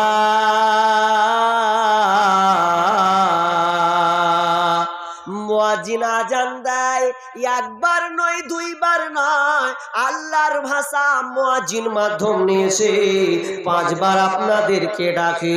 এরপরেও আপনি মসজিদে গেলেন না, আপনি আপনার চাষে লিপ্ত থাকলেন, কে আবার ক্যারাম বোর্ডে লিপ্ত থাকলো, আপনার কিনা চায়ের দোকানে আড্ডা মারলো, লুডুতে আড্ডা মারলো, সর্ব জায়গায় তার জায়গা হয়েছে, কিন্তু আল্লাহ যে ডাকলো এটা তার জায়গা হলো না। যে আমার আল্লাহ বলছে বান্দারে এবার যদি বল, আমি ডাকার পর যদি তোকে না পাই, আর তোকে যদি কোনো দল তোকে মারতে আসে, তো আমার তো কোনো লাভ নাই। আমি আল্লাহ 7 আসমান থেকে দর্শক ভূমিকা পালন করব, তোকে কে মারলো কে কাটলো আমার একটু মায়া হবে না। খালি বলছি বিজেপি ধরে নিলে রে। অনেকে বলছে যে নরেন্দ্র মোদী যদি পালায় তাহলে 100 সালা শান্তি পাবো, ঘোড়ার ডিম পাবেন। এই নরেন্দ্র মোদী যাবে তো আর একটা আল্লাহ এড়ে সাঁড় পাঠাবে। কি ভাবছেন আপনি? নরেন্দ্র মোদী গেলে ভালো শান্তি থাকবেন? জি না। এবার আমি হাদিসের দিকে ঢুকবো, আয়াত আর একটা আছে, যাব না, হাদিসের দিকে ঢুকছি। কি হাদিস? ভালো করে শুনেন। হাদিসটা এই যে হাদিসটা যেটা পড়েছিলাম, ছোট্ট করে বলবো তো বড় হাদিসটা বলবো। কি? আনাস হাদিসটি বর্ণনা করছেন যে লা ইয়াকুনান্না ফি হাদিহি উম্মতি খাসফুন ওয়া কাযফুন ওয়া মাসখুন, 3টা বিপদ নামবে, 3টা আযাব আসবে, 3টা আযাব। কি কি করলে? 3টা যদি আপনি পাপ করেন তো 3টা বিপদ নেমে আসবে। বলবো পাপটি বলবো, শুনবেন কে কে হাত তুলেন দেখি। মাশাআল্লাহ, এই 3টা পাপকে আপনাকে এড়াতে হবে। যদি এড়ান তো বাঁচবেন, আর যদি এড়াতে না পারেন তাহলে গেলেন। 3টা বিশ্বনবী বলছেন লা ইয়াকুনান্না ফি হাদিহি উম্মতি খাসফুন ওয়া কাযফুন ওয়া মাসখুন, 3টা আযাব। খাসফুন ভূমিকম্প হবে, জায়গায় জায়গায় ভূমিধস হবে, এলাকা জুড়ে ভূমিকম্প হবে, ভূমিধস হয়ে যাবে, ভেঙে খান খান হয়ে যাবে, গ্রাম শেষ হয়ে যাবে। নাম্বার 2, আল্লাহ আসমান থেকে অথবা আপনার কিনা বেঈমান শাসক শাসকের হাত থেকে আপনাদের অবস্থা খারাপ করবে, আপনাদেরকে নির্যাতন করা হবে। 3 নাম্বার বিপদ আসবে, আল্লাহ গ্রামের আকার আকৃতি পরিবর্তন করে দেবে। 3টা বিপদ কি পাপ করলে? ওয়াযালিকা ইদা আশরাবুল খামর, যখন সমাজে নেশাদার দ্রব্য বেড়ে যাবে, মদ পান যখন বেড়ে যাবে, তখন তুমি জেনে নাও এই আযাব তাড়াতাড়ি আসবে। মদ পান, আজকে আপনাকে কিছু তথ্য দিব, আর আমার গবেষণা থেকে তথ্যটা বের করে যে কোন মায়ের বেটা আমার সামনে এসে বলতে পারবে না, কারণ আমি ছোট থেকে ওই নদীর ধারে বড় হয়েছি। কি তথ্য? হাদিসটা যখন পড়লাম তখন ওই ভাঙনের কথা মনে পড়লো। আমার দাদুর প্রায় 2-3 বিঘা জমি ছিল ওখানে নদীর ধারে। তো 2-3 বিঘা জমি সব চুষে শেষ হয়ে গেছে। আমরা ওই নদীতে আপনার কিনা ওই গঙ্গা নদী, ওই গোসল করতে যেতাম। সাইকেল নিয়ে 1 ঘন্টা লাগতো, মানে 8 ঘন্টার বেশি, মানে রাস্তার ধার থেকে 1-8 ঘন্টার উপর লেগে যেত সাইকেলে গো। তো কদিন আগে আবার দেখে এলাম ও অবস্থা খারাপ করে দিয়েছে। কেন? আমার ওই হাদিসটা মনে পড়ে গেল। বাড়িতে বসছি আর ভাবছি, এতদিন হেঁটে হেঁটে গোসল করলাম, কিছুই তো হলো না, আর হঠাৎ করে ভাঙন সৃষ্টি হলো। কারণটা কি? কে বলছে যে মাটি খুঁড়ে খুঁড়ে খুঁড়ে খুঁড়ে এটা করেছে, ভালো কথা, এটাও একটা দিক, কিন্তু আমি হাদিসে যখন পেলাম যে এটা মূল কারণ নয়। মূল কারণ কি? মূল কারণ ওয়াযালিকা ইদা শারিবুল খামর, যখন মানুষ নেশাদার দ্রব্য পান করবে। দ্বিতীয়তে আছে ওয়াত্তাখাযুল কায়নাত ওয়া দারাবু বিল মাযিব, যখন মানুষরা নারীদেরকে নিয়ে নাচবে, মুক্ত হবে, গান বাজনাকে হালাল মনে করবে, গান বাজনা নিয়ে মানুষ মুক্ত থাকবে, তখন এই 3টা বিপদ নেমে আসবে। তখন আমার তৎক্ষণাৎ মনে পড়ল, আমার বয়স যখন 10-12, তখন আমি গামছা নিয়ে নদী যেতাম, আর নদীর ধারে গিয়ে দেখতাম লম্বা লম্বা বোতল ধরে আছে, আর সব মদ পান করছে, একাকার হয়ে আসি। ওখানে দেখি পিকনিক হয়, নারীদেরকে ড্যান্স হয়, নাচা হয়, বক্স বাজে, কত বক্স ধরনের বাজে। আমার তখন হাদিসটা মনে পড়ল যে আল্লাহ এই কারণে এই ভূমিধস জায়গাকে নষ্ট করেছে। নইলেন আরো তো অনেক বাঁধন আছে, অনেক তো এলাকা আছে, সেখানকে কেন ধরলো না? আপনার কিনা ধুলিয়ানকে কেন ধরা হলো? আপনার কিনা কাকুরিয়া সাইড প্রতাপগঞ্জকে কেন ধরা হলো? এগুলো ধরার এই কারণ, ধান ধরাকে কেন ধরা হলো? আমি দেখেছি ওখানে মানুষ পাপে লিপ্ত হতো, আল্লাহর বরদাস্ত হবে না, না না। যেখানে মানুষ এ হারামকে বৈধতা দিবে, সেদিন আল্লাহ আযাব দেবেন, জায়গা জায়গা ভূমিধস হবে। মদ হালাল, মদকে বৈধতা দিয়েছি, যেখানে সেখানে মদ পান করছি। তো কারা? তো বেশিরভাগ মুসলিমরাই। আমার বাড়ির পাশে একটা মদের ফ্যাক্টরি হয়েছে, অনেক প্রতিবাদ করেছি, কাজ হয়নি, বেটারা ঘুষ দিয়ে সব ক্লিয়ার করে নিয়েছে। একজন নেতা সহি মেরে দিল, যা 10 লাখ টাকা দিয়ে দে আমাকে। 10 লাখ খেয়ে নিল, পারমিশন দিয়ে দিল। মদের ফ্যাক্টরি সাইডে হয়েছে ন্যাশনালের ধারেই, 34 সড়ক, ন্যাশনালের ধারেই বাড়ি আমার, আর ন্যাশনালের পাশেই করে দিয়েছে। প্রতিবাদ করে কোনো লাভ হয়নি, তো ওখানে বসেছ। বেশিরভাগ দেখছি আমি রাত্রে যখন আরেকদিন বাড়িতে যখন থেকে, এখন তার বাড়িতে থাকতে হয় না, তো দেখতে পাই লাইট আলো জ্বলছে, 10টা রাত, 11টা, 12টা, 1টা পর্যন্ত মদের কাউন্টার খুলে আছে, ধারা ধারা ধারা ধারা লাইন ধরছে। তো কে? তো সব মুসলমান। তো হিন্দু খুব পার্সেন্ট কম, মুসলমান সব চাইতে বেশি। এক বেয়াদবের বাচ্চা, বলবো না নাম, ঠিকানা বলবো না, তবে মনে রাখেন সমাজ কত আগে নোংরা হতে চলেছে। মানুষের একটা ভয় জায়গা দরকার ছিল, কিন্তু এক বেঈমানের বাচ্চাকে দেখছি, পেছন দিকে মসজিদ ছিল, আর ওখানে মদের কাউন্টার, ও মদের বোতল ধরে মসজিদের ভেতরে ঢুকেছে, সাইডে বসে বসে খাচ্ছে। লাত খেয়েছেন, লাত না খাওয়া নয়। তুই শালা কাজ পালি না, মসজিদের এক কোনাতে বসে তুই বাউন্ডারির ভেতরে মদ খাচ্ছিস, বেয়াদব কুণ্ঠেকার। কোথায় গেছে সমাজ? বৈধতা দিয়েছেন মদ, আমরা সাপোর্ট করছি, এখানে অনেক লোক আছে আমরা মদ পান করছি। তওবা করুন, যতদিন পর্যন্ত এই মদ না ছাড়তে পারবেন কপাল খারাপ আছে। আপনি বলবেন যে আদিনা মসজিদ এখন ঠান্ডা হয়ে গেছে, এটা নিয়ে আমি প্রতিবাদ করেছি, বক্তা হিসাবে যতটুকু পেরেছি বলেছি। কিন্তু আদিনা মসজিদ এটা কারা কারা দেখেছেন হাত তুলেন তো একটু। আদিনা মসজিদ এ কটা লোক দেখেছেন কলকাতা মালদাতে? তো আদিনা মসজিদ দেখে কিছু লক্ষ্য করেছেন? আমি লক্ষ্য করেছি, আপনি লক্ষ্য করেছেন? খালি দেখার কাম, আড্ডা মেরে চলে এসছেন, তাই তো? আদিনা মসজিদ উত্তরপ্রদেশ থেকে কোন রাম ঠাকুর এসে বলছে যে এটা আদিনা নয়, এটা আদিনাথ মন্দির ছিল রে। এটা বাংলার ইতিহাস, 200 বছরের ইতিহাস পড়িস বইটা তুই। 78 নম্বর পৃষ্ঠাতে উল্লেখ করা আছে কে তৈরি করেছে। বাদশাহ সেকেন্দার শাহ এটা নিজের হাতে করেছে 1373। তুমি ভালো করে খুঁজে দেখিও। তো বলছে এটা কি ছিল? এটা মন্দির ছিল। তা এটা এলো কি করে? আমি যখন যাই তখন দেখছি যে এত একটা পবিত্র জায়গা, নামাজ হয় না কিন্তু একটা পবিত্র জায়গা ছিল কি ছিল না? ছিল। মসজিদ, সোনা দিয়ে মোড়ানো মসজিদ। ওগুলো সাইডে গুলোতে দেখবেন একটা বেটা ছেলে আর বেটি ছেলে ঘাড় ধরে নিয়ে কি মজা চলছে রে। আল্লাহর বরদাস্ত হবে? ওইগুলো যেখানে ইবাদত হতো সেগুলোতে ছেলে মেয়ে নিয়ে একাকার হয়েছে। বলছে লে ঠালা, এবার রাজনৈতিক ইস্যু আসবে, মুসলমানদের মার কাট চাকুরি কর। আল্লাহ বলবে আমার কিছু করার নাই। আরে বাবরি মসজিদকে নিয়ে হয়েছে, বাবরি মসজিদকে নিয়ে হলো। বাবরি মসজিদ ওখানেই আছে, আপনি ভালো করে দেখবেন। বাবরি মসজিদ কিন্তু ভাঙা হয়নি। যেটুকু দুয়া 2292 যখনই ভাঙা হয়েছিল তখন ওইটুকুই ভাঙা হয়েছে, বাকি কিন্তু আর হাত লাগানো হয়নি। ওখানে বাবরি মসজিদ আছে, বাবরি মসজিদের পাশে রাম মন্দির হয়েছে। তাহলে এত ঝামেলা, মুসলমান মারামারি কাটাকাটি হানাহানি কেন করতে গেলি? এগুলো সব রাজনৈতিক ইস্যু, এগুলো আল্লাহর আযাব। ওখানে মন্দির ওখানে আছে, আপনি দেখেন গা, ভালো করে সার্চ করে যান, কোনোদিন যান দেখে আসেন। পাশে হয়েছে, ওখানে ভেঙে দিয়ে ওই জায়গাটা হয়, পাশে হয়েছে, দখলে ওদের হাতে চলে গেছে। কিন্তু আসলে এগুলো আল্লাহর আযাব। কি? মানুষ যখন মদ পান করবে আর গায়িকা নিয়ে মত্ত থাকবে। বর্তমানে আরেকটা মারাত্মক ভাইরাস পরিণত হয়েছে।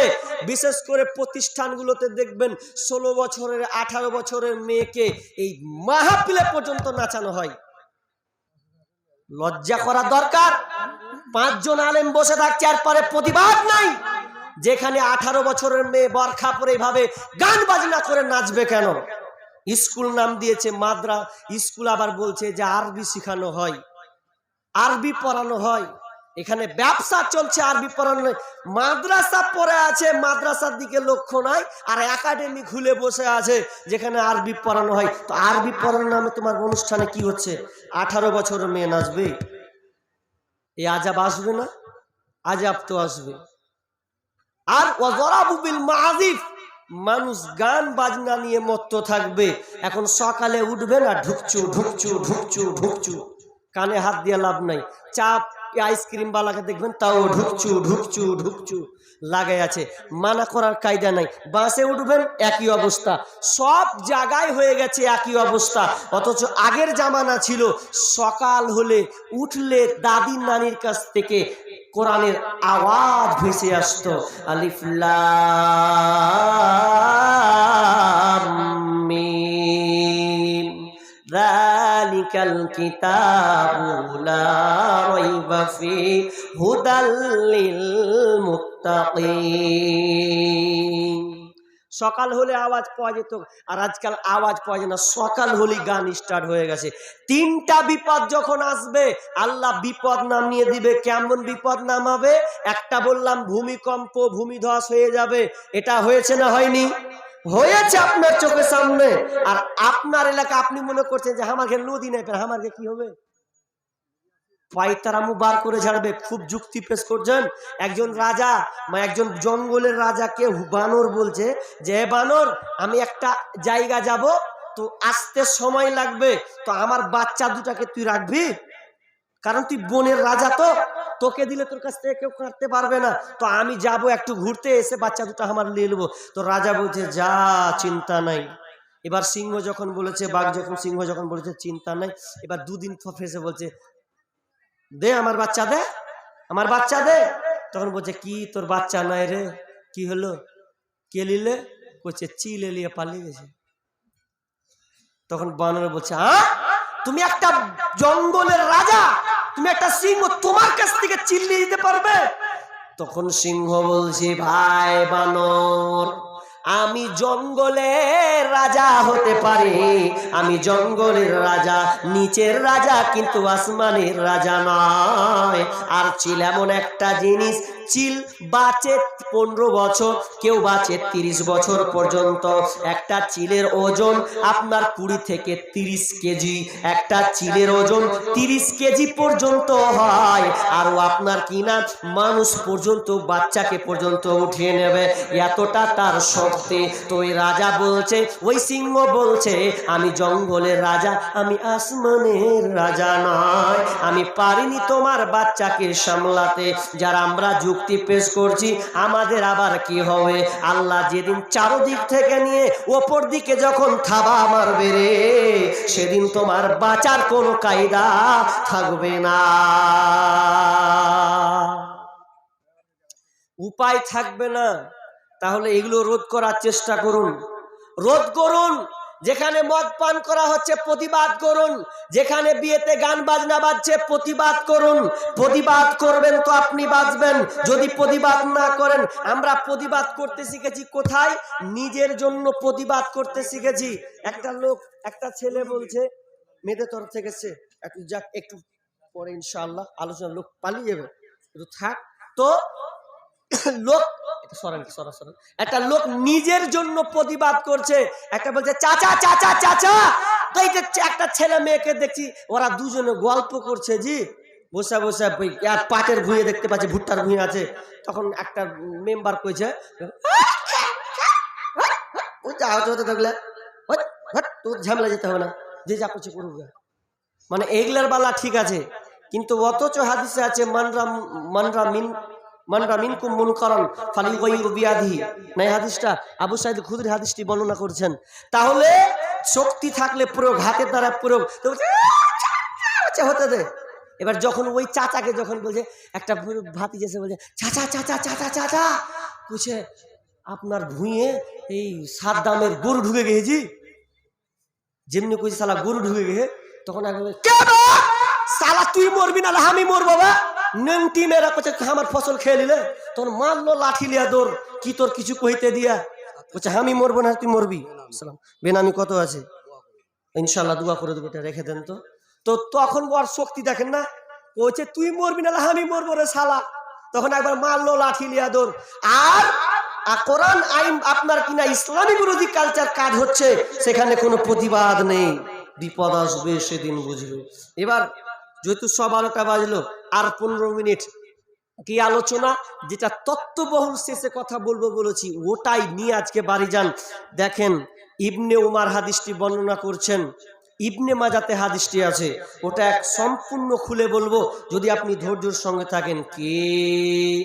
কি সেই বিপদ যখন সমাজে এই 5টা বিপদ নেমে আসবে, যখন মানুষ এই 5টা পাপে লিপ্ত হবে, তখন আল্লাহ তাদের উপরে 7টা আযাব চাপিয়ে দেবেন। রাবী হচ্ছেন ইবনে উমার, হাদিসটি বর্ণনা করছেন। বিশ্বনবী বলছেন, হে মুহাজিরেরা, কোন কম যদি এই 5টা পাপে লিপ্ত হয়, তাহলে 5টা পাপ যখন লিপ্ত হবে, তখন আল্লাহ তাদের উপরে বড় বড় 7টা আযাব চাপিয়ে দেবে। 7টা আযাব চাপাবে। তার মধ্যে প্রথমে একটা কি আযাব চাপাবে, বা কি পাপ করলে?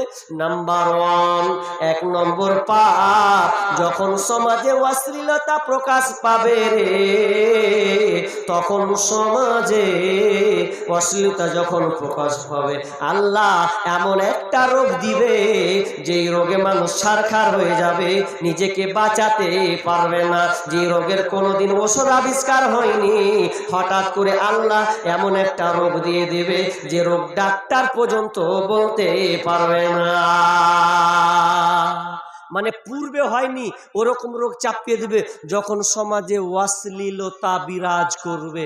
অশ্লীলতা বুঝেন না? একটু খুলে বলি, অশ্লীলতা, জেনা, ব্যভিচার, এটা বুঝেন তো? অশ্লীলতা জায়গায় জায়গায়, হাটে বাজারে, জলসার মাহফিলে, মার্কেটে অশ্লীলতা আর অশ্লীলতা। আজকে বাজারে অশ্লীলতা হয়েছে, ঠেকান্বিত সুযোগ করে দিয়েছেন। একজন জামাই শাশুড়ির বাড়ি এসছে, স্ত্রীকে নিয়ে জালসাতে বলছে, মাজি বলছে কি, বলছে রহিমাকে জালসা শুনতে লিয়ে বুঝি। তো শাশুড়ি বলছে যাও, নিয়ে যাও তাহলে পেটিকে। আচ্ছা আপনারাই বলুন, রহিমাকে কি ও জালসা শুনতে লেগেছে? এটা কে সুযোগ করে দিল? এটা অশ্লীলতা নয়, বেহায়াপনা নয়?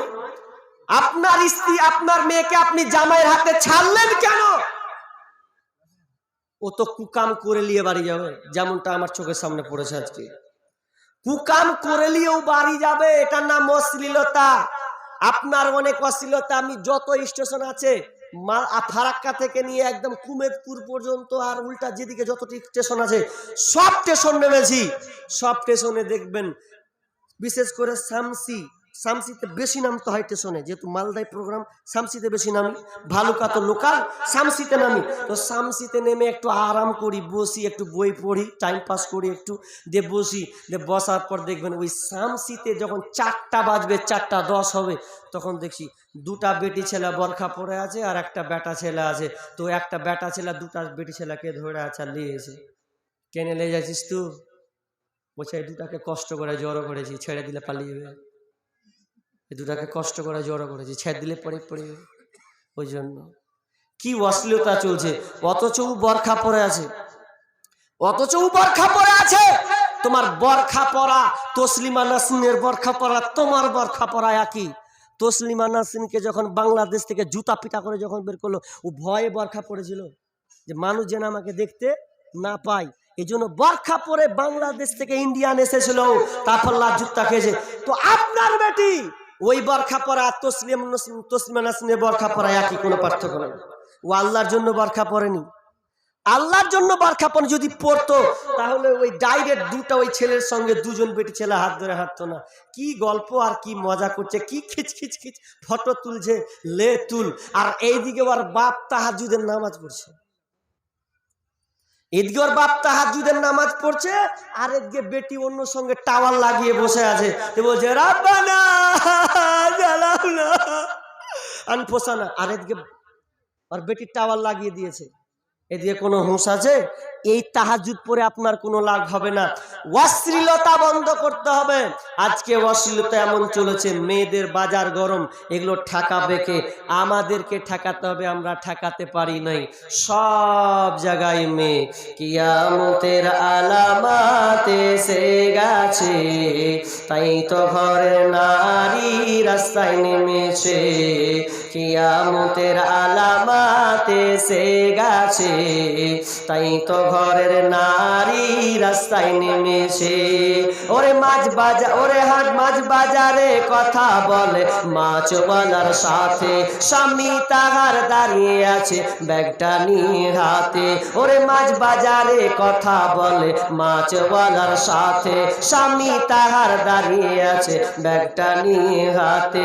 ওরে স্বামী নিলেন মাস্টার টেনে, স্ত্রী দেয় টাকা গুনে, স্বামী নিলেন মাস্টার টেনে, স্ত্রী দেয় টাকা গুনে, স্বামী স্ত্রীর যেন সেবক হয়েছে। কিয়ামতের আলামাত এসে গেছে, তাই তো ঘরের নারী রাস্তায় নেমেছে। কিয়ামতের আলামাত এসে গেছে, তাই তো ঘরের নারী রাস্তায় নেমেছে। ওরে বরখা পরা বরখা ছাড়া হাট বাজারে ঘরে তারা, ওরে বরখা পরা বরখা ছাড়া হাট বাজারে ঘরে তারা। কেউ বা আবার বরখা পরে বুবু মুখটা খোলা রেখেছে। কিয়ামতের আলামাত এসে গেছে, তাই তো ঘরের নারী রাস্তায় নেমেছে। ওরে হাট বাজারে মার্কেটে যান দেখবে শুধু নারী, কেউ বা আবার সেজে কুজে করছে দোকানদারি। ওরে হাট বাজারে মার্কেটে যান দেখবে শুধু নারী, কেউ বা আবার সেজে কুজে করছে দোকানদারি। সব কিছুতেই আছে নারী, কেউ বা চালায় হোন্ডা গাড়ি, সব কিছুতেই আছে নারী, কেউ বা চালায় হোন্ডা গাড়ি, কেউ বা আবার অফিস আদালতে চাকরি করতাছে। কিয়ামতের আলামাত এসে গেছে, তাই তো ঘরের নারী রাস্তায় নেমেছে। কিয়ামতের আলামাত এসে গেছে, তাই তো ঘরের নারী রাস্তায় নেমেছে। ওরে নারী রূপে নারী বসায় কলঙ্কেরই দাগ, কারণ তারা চলতে চায় সমান করে ভাগ। আরে স্বামীর কথা শুনবো না, বদ্ধ ঘরে থাকবো না, ইসলামের কথা শুনবো না, বদ্ধ ঘরে থাকবো না, তাই তো বুবু চলতে গিয়ে ধর্ষিতা হয়েছে। কিয়ামতের আলামাত এসে গেছে, তাই তো ঘরের নারী রাস্তায় নেমেছে। কিয়ামতের আলামাত এসে গেছে, তাই তো ঘরের নারী রাস্তায় নেমেছে। সব জায়গায় নারী আর নারী, অশ্লীলতা বেড়ে গেছে। আবার ফেসবুকে নতুন করে একটা বড় অশ্লীলতা বাংলাদেশ থেকে ভারতে ঢুকেছে। বাংলাদেশকে অনুসরণ করে আজকাল ইন্ডিয়ান পোলাপান স্বামী স্ত্রী মিলে ব্লগার তৈরি করছে। বুঝতে পারেননি কি তৈরি করছে? বিয়ের আগে চুক্তি করছে স্বামী স্ত্রীর সঙ্গে, হাজি তুমি আমি দুজনাতে বিয়া করে নেবো ঠিকই, কিন্তু হার একটা জিনিস খুলবো। কি খুলবে? তো বলছে হার একটা পেজ খুলবো আর ইউটিউব চ্যানেল খুলবো। তা কি হবে দুজনাতে? তো বলছে আমি যখন রানবো তুমি রান্না গালা তুলবে আর সবকে দেখাবে, ভিউ বাড়বে, পয়সা ইনকাম হবে। তোর বিবি রানবে তো ওটা সোশ্যাল মিডিয়াতে। আবার অনেককে দেখছি স্বামী ঘুমিয়ে আছে, তো ও বেয়াদব মেয়েকে দেখছি ও ক্যামেরা নিয়ে করছে, এই তোমার দাদা কি দেখছো? তোমার দাদা এখন ঘুমিয়ে আছে, আমি উঠাবো, দেখো কিভাবে তোমার দাদাকে উঠাচ্ছি, তোমরা দেখতে থাকো দর্শক মন্ডলী। ওর স্বামীকে উঠাবে, ওই জন্য সোশ্যাল মিডিয়াতে বলছে দেখ যে আমি কিভাবে উঠাবো তোমার দাদাকে। এটা ফেসবুকে পোস্ট করছে ও, কেন? ভিউ বাড়বে। অশ্লীলতা, স্বামী স্ত্রী নামে বেহাপনা, বেয়াদব। তুমি একটা কুলাঙ্গার সন্তান। তুমি স্ত্রীর ছবি তুমি হচ্ছ, খাচ্ছ তাও তুলে দেখাচ্ছ, ঘুমাচ্ছ তাও তুলছো, বাথরুম ঢুকছো তখন তুমি ছাড়ছো। লজ্জা করে না? এই অশ্লীলতা যতদিন বাড়বে, আল্লাহ তাআলা বলছেন, রাসূল সাল্লাল্লাহু আলাইহি ওয়াসাল্লাম বলছেন, আল্লাহ সুবহানাহু ওয়া তাআলা তিনি আসমান, তিনি এমন একটা রোগ দিবেন যেই রোগ কোনো ডাক্তার বলতে পারেনি। যেই সময় করোনা হয়েছিল, করোনা হয়েছে না হয়নি? এখানকার লোক জানেন তো করোনা? করোনার বিষ বুঝেছেন তো? না আবার শিখাতে হবে? করোনার বিষ কত মারাত্মক। পোতা, আপনি বয়স হয়ে গেছেন বা আপনার ছেলে, আপনি ধরেন যারা এখন 18-19 বছর আছে, এরা তো একদিন পোতা হবে, কি হবে না, মানে দাদু হবে। তো ওই দাদু যদি আবার ওই ছেলেরা কি পোতারাকে বলে, জানিস রে দাদু, বলছে আমারকে 2019-এ কি হয়েছিল? বলছে করোনা হয়েছিল। তো কি হয়েছিল? সেদিন এরোপ্লেন বন্ধ, ট্রেন বন্ধ, জাহাজ বন্ধ, সবই বন্ধ। দাদু এটা হতে পারে? সবই বন্ধ করতে হলো? বলছে হ্যাঁ রে পাগলা, সব বন্ধ ছিল। বন্ধ তো ছিল, কাউকে ছুবে না ভয়া, খালি পালেছে, ছুলি তোকে করোনা হয়ে। একজনকে যদি সন্দেহ হয়েছে করোনা, করছে পালাবে, একে আর ছোঁয়া যাবে না। বাঁশ বেড়া দিয়ে দিলে এক এক জায়গায়, বলছে ওদিককার লোককে আসতে দেবো না, আমরা এদিকে আমরাও যাবো না। কে এমন দৃশ্য হয়েছিল করোনাটা বলার কথা নয়। তো দেখবেন সমুদ্র সৈকত কেউ গিয়েছেন? বকখালি গিয়েছি আমি। আর দীঘা কে কে গিয়েছেন? দীঘা এখানকার লোক গেছেন দীঘা? ওই তো দাদু তুলে দিয়েছে একটা। তো দীঘাতে একটা জিনিস লক্ষ্য করা যায়, কি হয় দেখবেন ওখানে ছাতা ফুটানো থাকে, এরকম দেখেছেন? ছাতা ফুটানো, ছাতা যখন ফুটানো থাকে তখন অনেক ছেলে অনেক মেয়ে, না ফালতু জায়গা তো, ওখানে তার ভালো জায়গা লয় রে ভাই। মেয়েদেরকে দেখবেন ছোট ছোট ন্যাকড়া পড়ে আছে, একটা বুকে আর একটা নিচে, দেখো চিটপাটাং হয়ে ও সুতা আছে, চোখে চশমা দিয়ে লেছে, বাম পার হয়ে ও সুতা আছে। মানে কি আইস মজা লিছে। যখন করোনা হয়েছিল তখন দেখেছিলেন ওই মালগুলাকে ওর ভাবে থাকতে কি করেছিল? যে 80 কেজি ঠোঁটে গুলা গিয়েছিল, ও দেখছি মুখ লাগিয়ে, মুখকে ঢেকে মাস্ক পরে, মাথায় প্লাস্টিকের একদম জামা পরে ভালো করে গুছিয়ে ওরাকে দেখছি। আবার ওই ওরা খ্রিস্টান, তো খ্রিস্টানে গির্জাতে দেখেছে, ও মানে এমন মন্ত্র পড়ছে ওরা, বলছে কে আছিস রে, একজন বিপদে পড়ে গেছি, বাঁচা, রেহাই নাই। মানে ওদের গির্জাতে ওদের ভাষাতে ডাকছে যে আল্লাহ বলছে কে আছো, বাঁচাও, বিপদে পড়ে গেছি, কাউকে টাচ করতে পারি না। কেন? অশ্লীলতা ছড়িয়েছে যে। নাম্বার ওয়ান, যখন সমাজে অশ্লীলতা বিরাজ করবে তখন আল্লাহ আপনার কিনা গজব পাঠাবেন। কি গজব? যেমন একটা রোগ ঢুকানো হবে রে, যেই রোগ ঢুকে গেলে ডাক্তার বলতে পারবে না, বাঁচার কোনো কায়দা থাকবে না। অশ্লীলতা দূর করুন। আমার 1টা পর্যন্ত টাইম করেছেন, এই এত বাড়েন না তো, শরীর দুর্বল ভাই। আমি 12:30 পর্যন্ত চালাবো মনে করেছি, তো 1টা বলেছেন, আমি আবদার এইটুকুটাই রেখেছি, ঠিক আছে? এত আধ ঘন্টা, আমি আধ ঘন্টাই চালাবো। তো বিষয়টা হলো অসুস্থ কারণে একটু হয়ে যাচ্ছি, তো ইনশাআল্লাহ বিসমিল্লাহ। তো নাম্বার ওয়ান, 1 নম্বর হচ্ছে অশ্লীলতাকে বন্ধ করতে হবে। বন্ধ করার চেষ্টা করুন, কিন্তু আমরা চেষ্টা করছি না। আল্লাহ বলছেন আমি ওই জাতির অবস্থা পরিবর্তন করব না যতক্ষণ না তারা নিজেরা পরিবর্তন করবে। নাম্বার 2, বিশ্বনবী বলছেন যখন মানুষ ওজনে কম দিবে সেদিন আল্লাহ সুবহানাহু ওয়া তাআলা একটা আপনার কিনা জাতি প্রেরণ করবেন, ওই জাতিদের দিয়ে তাদেরকে প্রহার করা হবে এবং সমাজে দুর্ভিক্ষ নেমে আসবে। ওজনে কম, এখন ওজনে কম হচ্ছে কি হয় না? এমন তারাজুল এখন কম্পিউটার তল দিক দিয়ে তল দিক দিয়ে চেঞ্জ করছে গো। 500 উঁচে 500 লয়, সালা আগে 10 মানে কাজ কারবার করে দিয়েছে, দেখ বলছে 500 চিনি দিন লেলে। মেশিন দিয়ে 12টা বাজাচ্ছে কম্পিউটারে। আমার বাপকে বলছি, হ্যাঁ জি আব্বা, তোমরা বলে শুনছি বলে যে পাট কেমন করে চুরি করে, বলছে দেখবি পাট কেমন করে চুরি করে। পাটের ওজন করে দেখেছে, সালা কি ঢিল করে দিলে একদম হয়ে গেল। এরকম পাট চুরি করে না মানুষ ওজন করতেছে পাট।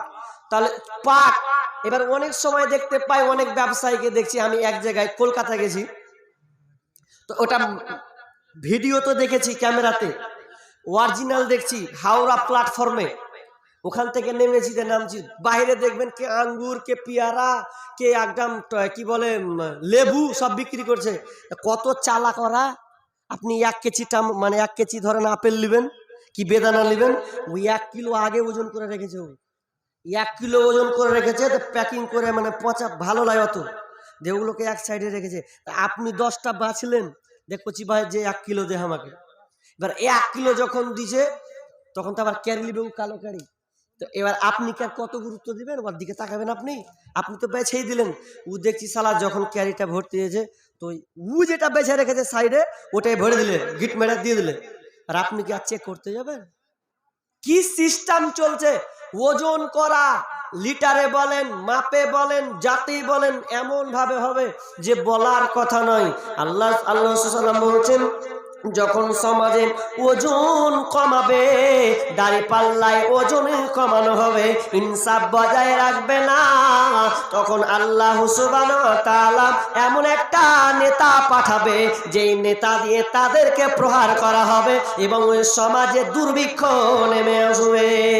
দুর্ভিক্ষ কত খারাপ জিনিস বন্ধুরে, এত দুর্ভিক্ষ, এত নোংরা খারাপ জিনিস।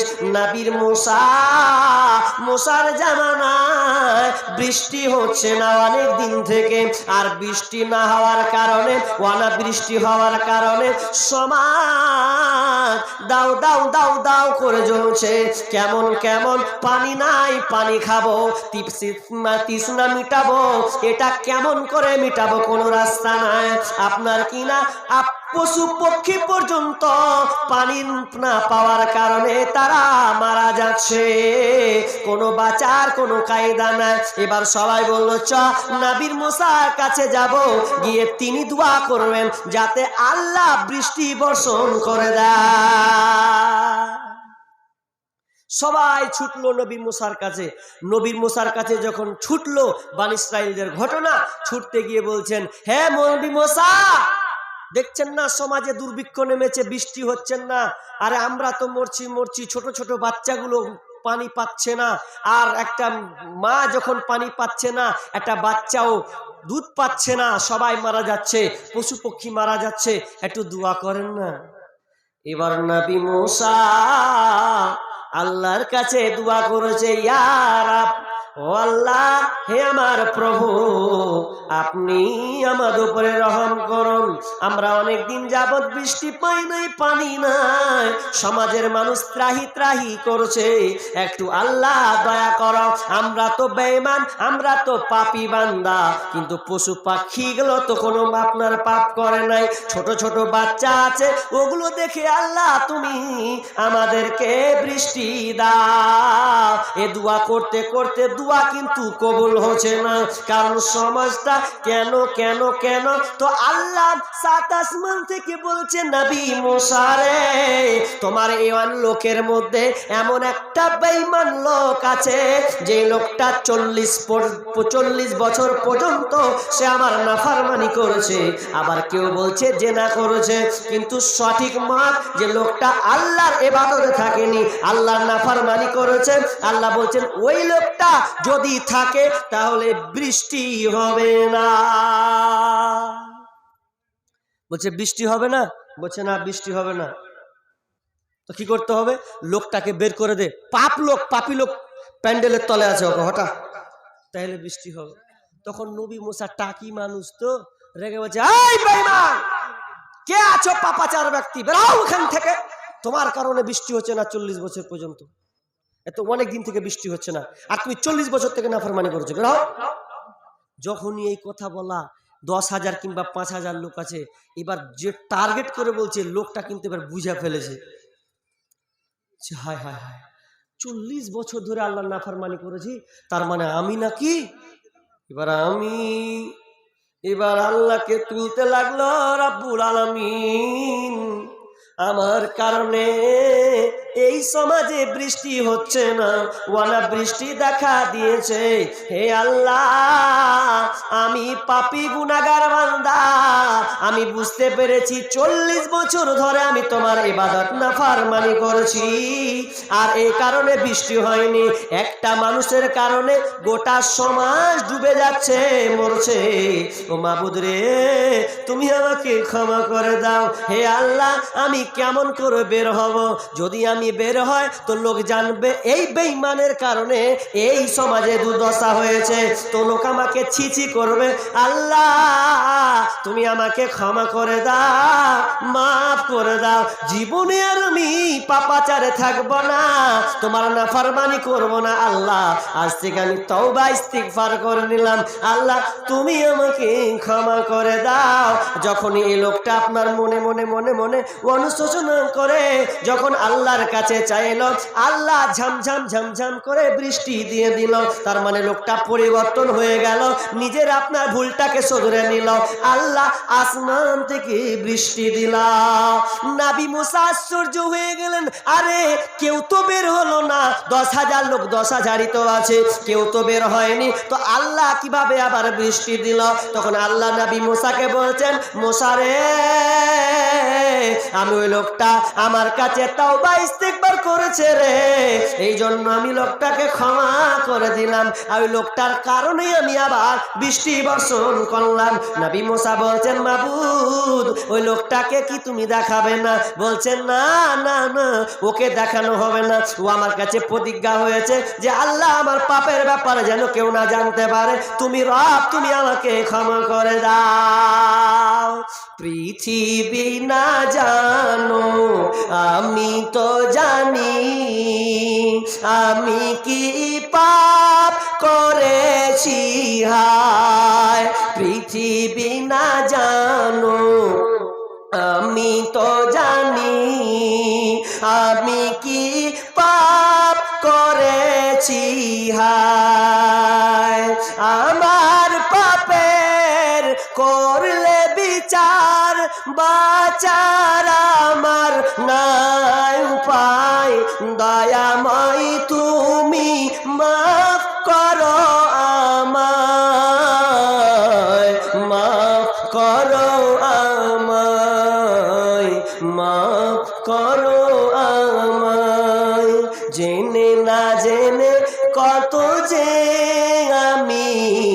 করেছি পাপ, কতবার যে করেছি তাওবা, কতবার অনুতাপ, জেনে না জেনে কত যে আমি করেছি পাপ, কতবার যে করেছি তাওবা, কতবার অনুতাপ।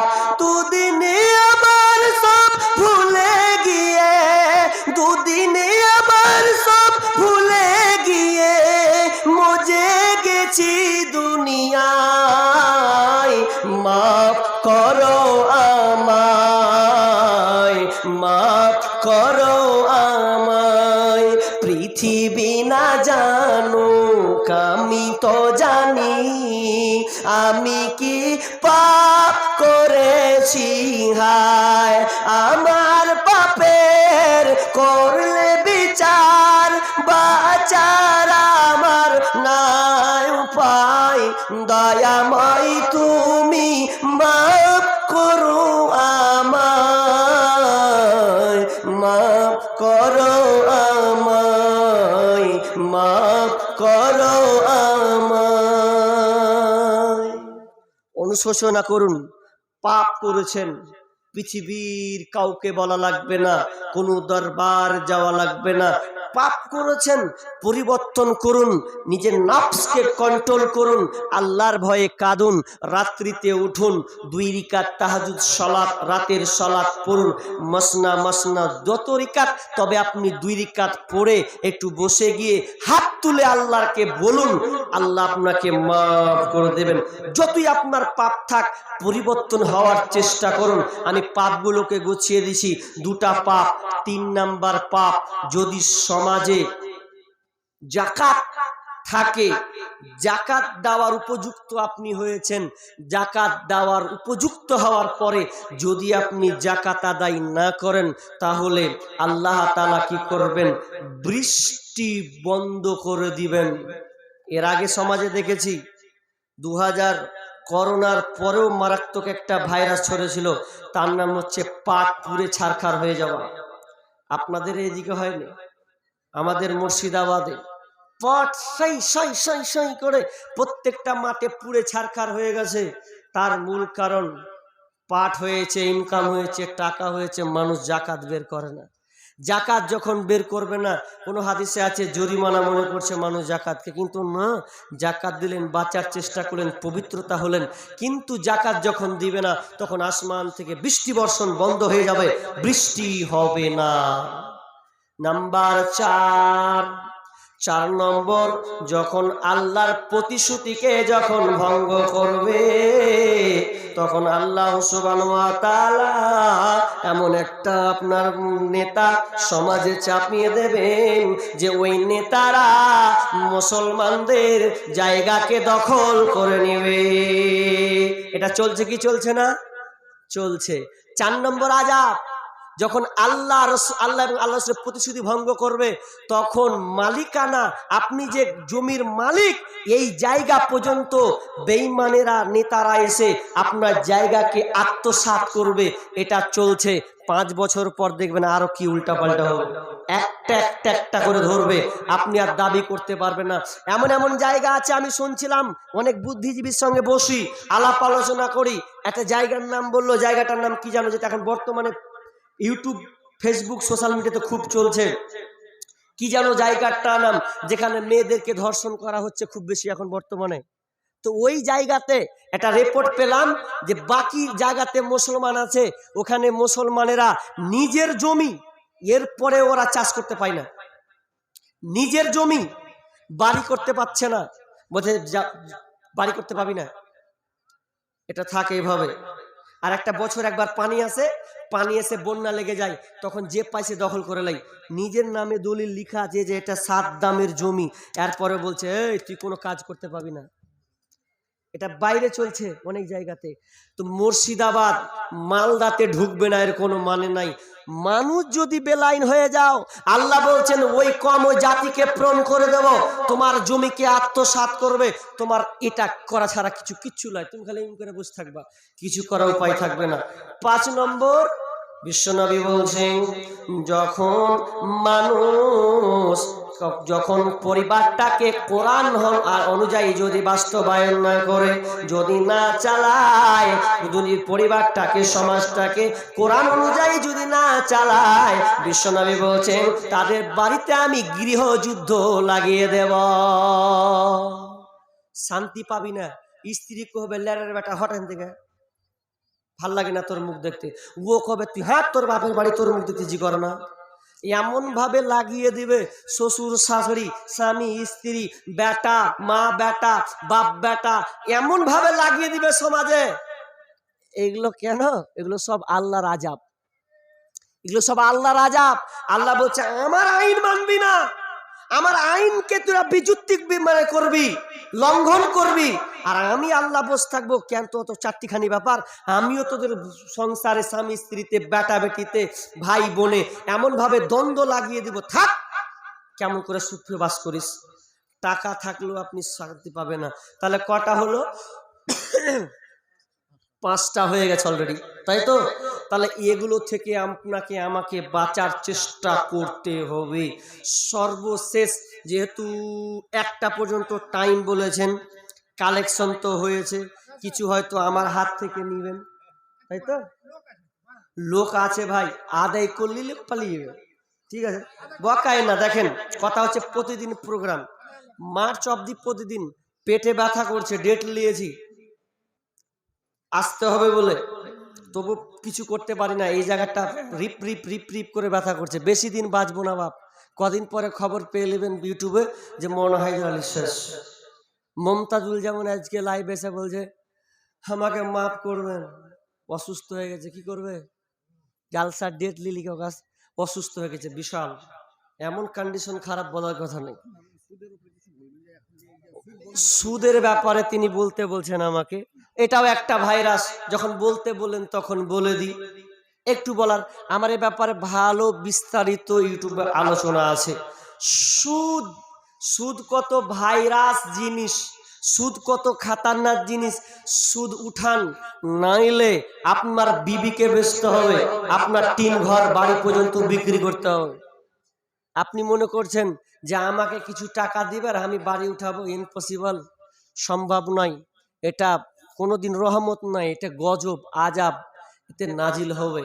সুদ কত খারাপ, আল্লাহ তাআলা তো কোরআনে বলেছেন ইয়া আইয়ুহাল্লাযীনা আমানু, ইয়া আইয়ুহাল্লাযীনা আমানু তাকুল্লাহা ওয়া যারু মা বাকিয়া মিনার রিবা ইন কুনতুম মুমিনিন। হে ঈমানদারেরা, যারা তোমরা আল্লাহকে ভয় করো, যারা তোমরা সুদের বকেয়া নিয়েছো রে, সুদের চালান কারবার করেছো, চক্রবৃদ্ধি হার যারা নিয়েছো, তারা তোমরা এই সুদ থেকে ফিরে আসো, একে বর্জন করো। ইন কুনতুম মুমিনিন, যদি তোমরা মুমিন হও,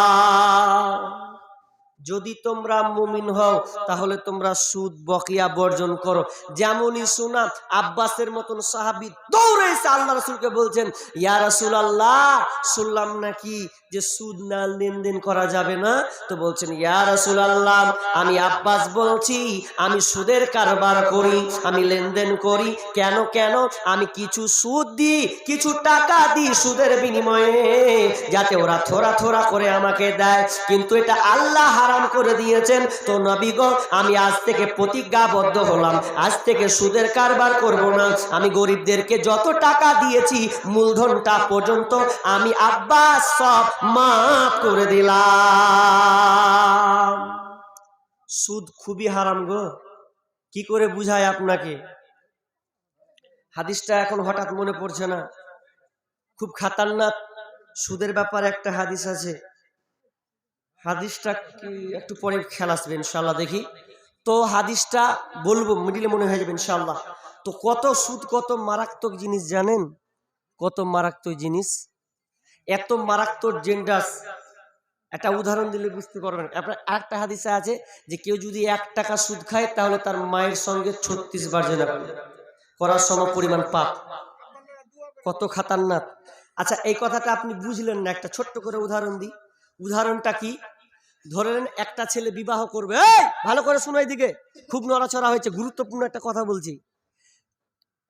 একটা ছেলে বিবাহ করবে, বিবাহ করতে গেলে একটা মেয়ে দরকার আছে না নাই? আছে তো? হ্যাঁ না দেন, আছে তো না? বা আপনার বলে সমকামিতা চলবে, ওটাই ভালো। একটা ছেলে একটা মেয়ে বিবাহ করবে, মেয়ে দরকার। আপনার এই গ্রামে না হোক পরের গ্রামে ঢুরবে। ওই ছেলেটা বিবাহ করার জন্য একটা মেয়ে লাগবে, তার স্ত্রী প্রয়োজন আছে, একটা মেয়ের প্রয়োজন আছে। এই জন্য আপনার গ্রামে, আপনার এই গ্রামে, এই গ্রামটা কি গ্রাম? এটা রাজারাম চক। এই রাজারাম চকের ছেলে বিবাহ করবে, তো কোথাও না গিয়ে বলছে আমি মেয়ে পাচ্ছি না, দরকার নাই। তখন ওই আপনার রাজারাম চকের ছেলে, আপনার গ্রামের ছেলে কি বলছে জানেন? বলছে দরকার নাই, কোথাও মেয়ে দেখতে যাব না। মেয়ে যখন দরকার, নিজের ঘরে তো আমার মা আছে, আমি মাকে বিবাহ করে নেব, তার সঙ্গে দৈহিক মিলনে চলে যাব, আমার আর কোনো মেয়ে দরকার হবে না। এক কথায় আমি আমার নিজের মাকে বিবাহ করব। আচ্ছা আপনারা বলেন, আপনারা কেউ কি ওকে মেনে নেবেন?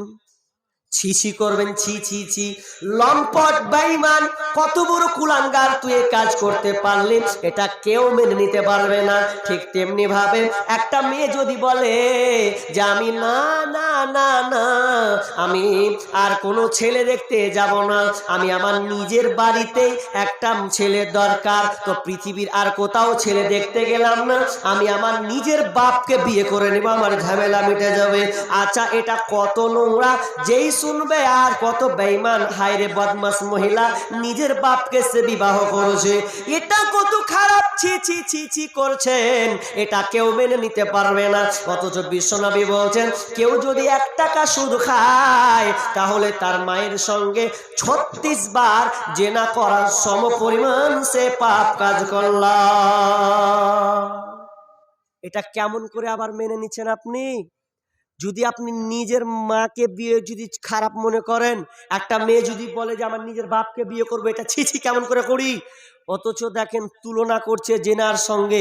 অথচ ওই হাদিসটা, একটা হাদিস আছে যে মাইজ বিন মালিক, ওর হাদিসটা আছে, আল্লাহ রাসূল জিজ্ঞাসা করছে কি পাপ করছো, পাপের কথা শুনতে চাচ্ছেন না, বলছেন ইরজি, বাড়ি ফিরে যাও, বাড়ি চলে যাও, গিয়ে তুমি তওবা ইস্তেগফার। কি পাপ করছে এটা তুলে ধরছে না, জেনার কথা বলছে, তো বলছে লোকটা কি পাগল না মদ পান করেছে।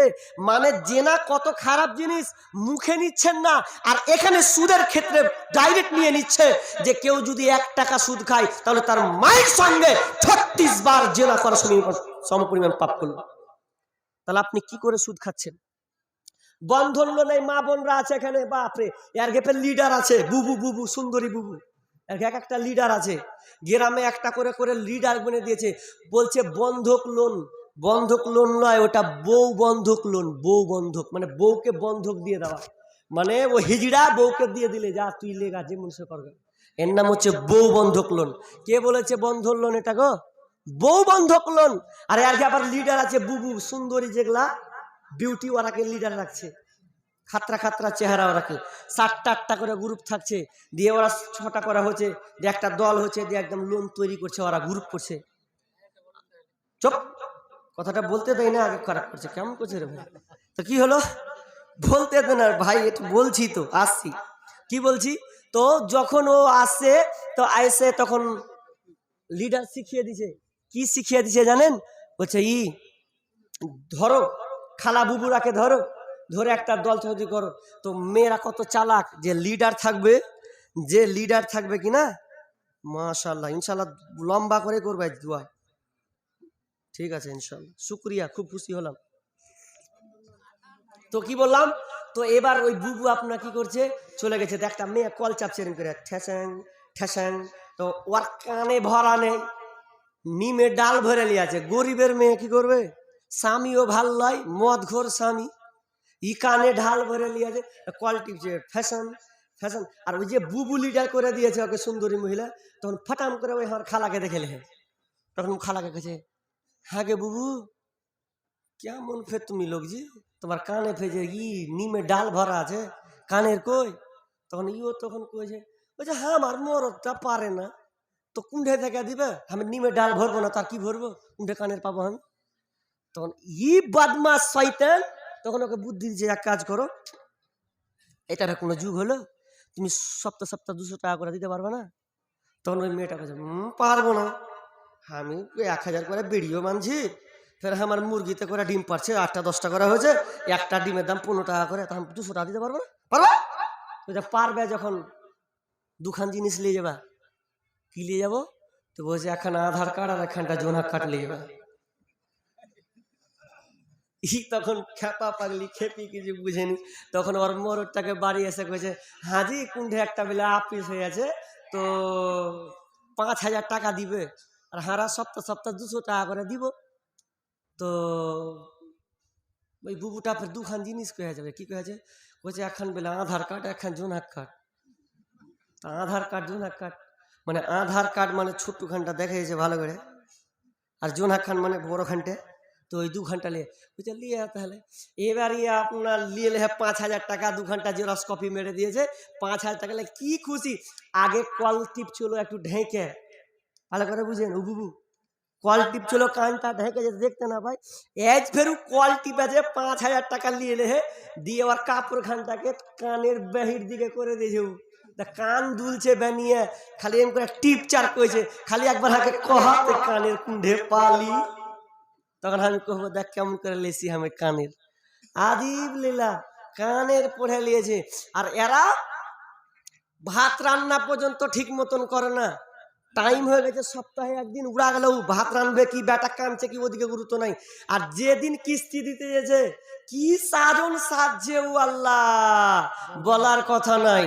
ও বন্ধু শোনো না, বৌদিয়া কিস্তি উঠায় না, ও বন্ধু শোনো না, বৌদিয়া কিস্তি উঠায় না, ও তুমি বৌদিয়া কিস্তি উঠাইলে রে, ও তুমি বৌদিয়া কিস্তি উঠাইলে রে, আসল বউয়ার খুঁজে পাইবা না, পাইবা না, বৌদিয়া কিস্তি উঠায় না, ও বন্ধু শোনো না, বৌদিয়া কিস্তি উঠায় না, ও তুমি বৌদিয়া কিস্তি উঠাইলে রে, ও তুমি বৌদিয়া কিস্তি উঠাইলে রে, বউয়ের স্যান্ডেল খুঁজা পাইবা না, পাইবা না, বৌদিয়া কিস্তি উঠায় না, ও বন্ধু শোনো না, বৌদিয়া কিস্তি উঠায় না, ও তুমি বৌদিয়া কিস্তি উঠাইলে রে, ও তুমি বৌদিয়া কিস্তি উঠাইলে রে, ও মাস্টারের জায়গা মিলবে, তোমার জায়গা মিলবে না, মিলবে না, বৌদিয়া কিস্তি উঠায় না, ও বন্ধু শোনো না, বৌদিয়া কিস্তি উঠায় না।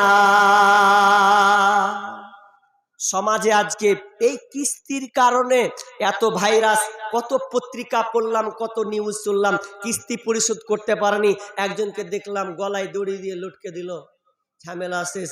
কিছুদিন আগে দেখলাম ছোট্ট বাচ্চাকে গলা টিপে মেরে ফেলে দিল, গলা টিপে মেরে কেন? কিস্তি মিটাতে পারেনি এই জন্য। কত খাতারনাক, নিচের লোককে নিচে নামাবে এই সুদ, এই কিস্তি, এই আবিষ্কার হচ্ছে বাংলাদেশের ভয়ঙ্কর 1 নম্বর ইউনুস, ডাক্তার ইউনুস এই বেঈমান এই জিনিসটা আবিষ্কার করেছে। তার আগে এই থিওরি অনেক সৃষ্টি করেছে, গরিবরা মরবে, গরিবরা মরবে, আর ওপরওয়ালারা ওপরে উঠবে, ওপরে উঠবে, ওপরে উঠবে। কিস্তি বয়কট, এগুলো আপনার লোন বয়কট করুন, যদি বয়কট না করেন ওই সুন্দরী বিবিকার পাবেন না, ওই লিডারের হাত ধরে পালিয়ে যাবে। কত যে পালালো, খুঁজেই পাওয়া গেল না। তো খবরদার এই কাজটা আপনারা করবেন না। আমি আর খুব জোরে 5 মিনিট আছি, 5 মিনিট। তবে এ ভাই বলছে যে কিস্তির গাজালটা একবার শোনাও, তো ইনশাল্লাহ আমি শোনাবো। এটি কতটি আছে? ও মেয়েদের তরফ থেকে, ঠিক? ও আচ্ছা আচ্ছা আচ্ছা আচ্ছা, ও নাজির মাস্টার বেনামি, কতটি আছে? ও আচ্ছা আচ্ছা, 4 লাখ তো মনে হচ্ছে চাইতেও পারবে না, তো কি দেবো, যা আছে থাকলো। আর না জি, এখানে 10,000 টাকা কই উনি কই যে মশা পাটা করতে দিলেন না জি? আর বেনামিতে কত জি? সুবহানাল্লাহ, 30,000 বেনামিতে একটা পেয়েছি। আর বেনামিতে পেয়েছি কত? 15,000 নাকি? 15,000। মাশাআল্লাহ, আল্লাহুম্মা সাল্লি আল্লাহুম্মা বারিক। খুব খুশি হলাম, যাক, চাইতাম পেয়েছি দুটা। তো এগুলা আবার বড় বড় দাতা নাকি? এগুলা ফের বড় বড় দাতা লাই তো? এটা 15,000 কেনা হলো, এটাও 30,000 হয়ে তো। কে ছিল? নাম না জানে তো কি হলো? নাম জানেন। আর দেখেন, সব জিনিসই খালি বেনামি করলে হবে? তাহলে জাল সাজটা কিসের লেগে হলো? কিছু কিছু জিনিস আছে বলতে হয়, প্রকাশ করতে হয়। হোসেন আলীর ছেলে 500 টাকা দিয়েছেন কার জন্য? বাবা মায়ের জন্য। ওই যে বাবা মারা গিয়েছেন, মা আছে, তো বাবার জন্য 500 টাকা দিয়েছেন। আল্লাহুম্মা সাল্লি, দোয়া করবো আল্লাহুম্মা সাল্লি বারাক আলাইহি। তা এটা যদি আর বাড়তো, আর 5,000 টাকা বাড়বে না? খালি নাম কোহেন না, কিন্তু আপনারা এখানকার মধ্যে আছেন তো 15,000 আছে, 5,000 টাকা বাড়াতে হবে। না দোয়া করবো না, থাকলো পয়সা নিলেন গা, তাও ভালো। 5,000 টাকা বাড়াতে হবে এখানে, তাহলে তো ভালো। 30,000, একটা 1 হাত হলো নাকি মনে না? 1 হাত হলো 50 হলো। তো এখানে আর 5,000 টাকা যদি যোগ করতেন, আমি খুব খুশি হতাম। তাহলে আপনাকে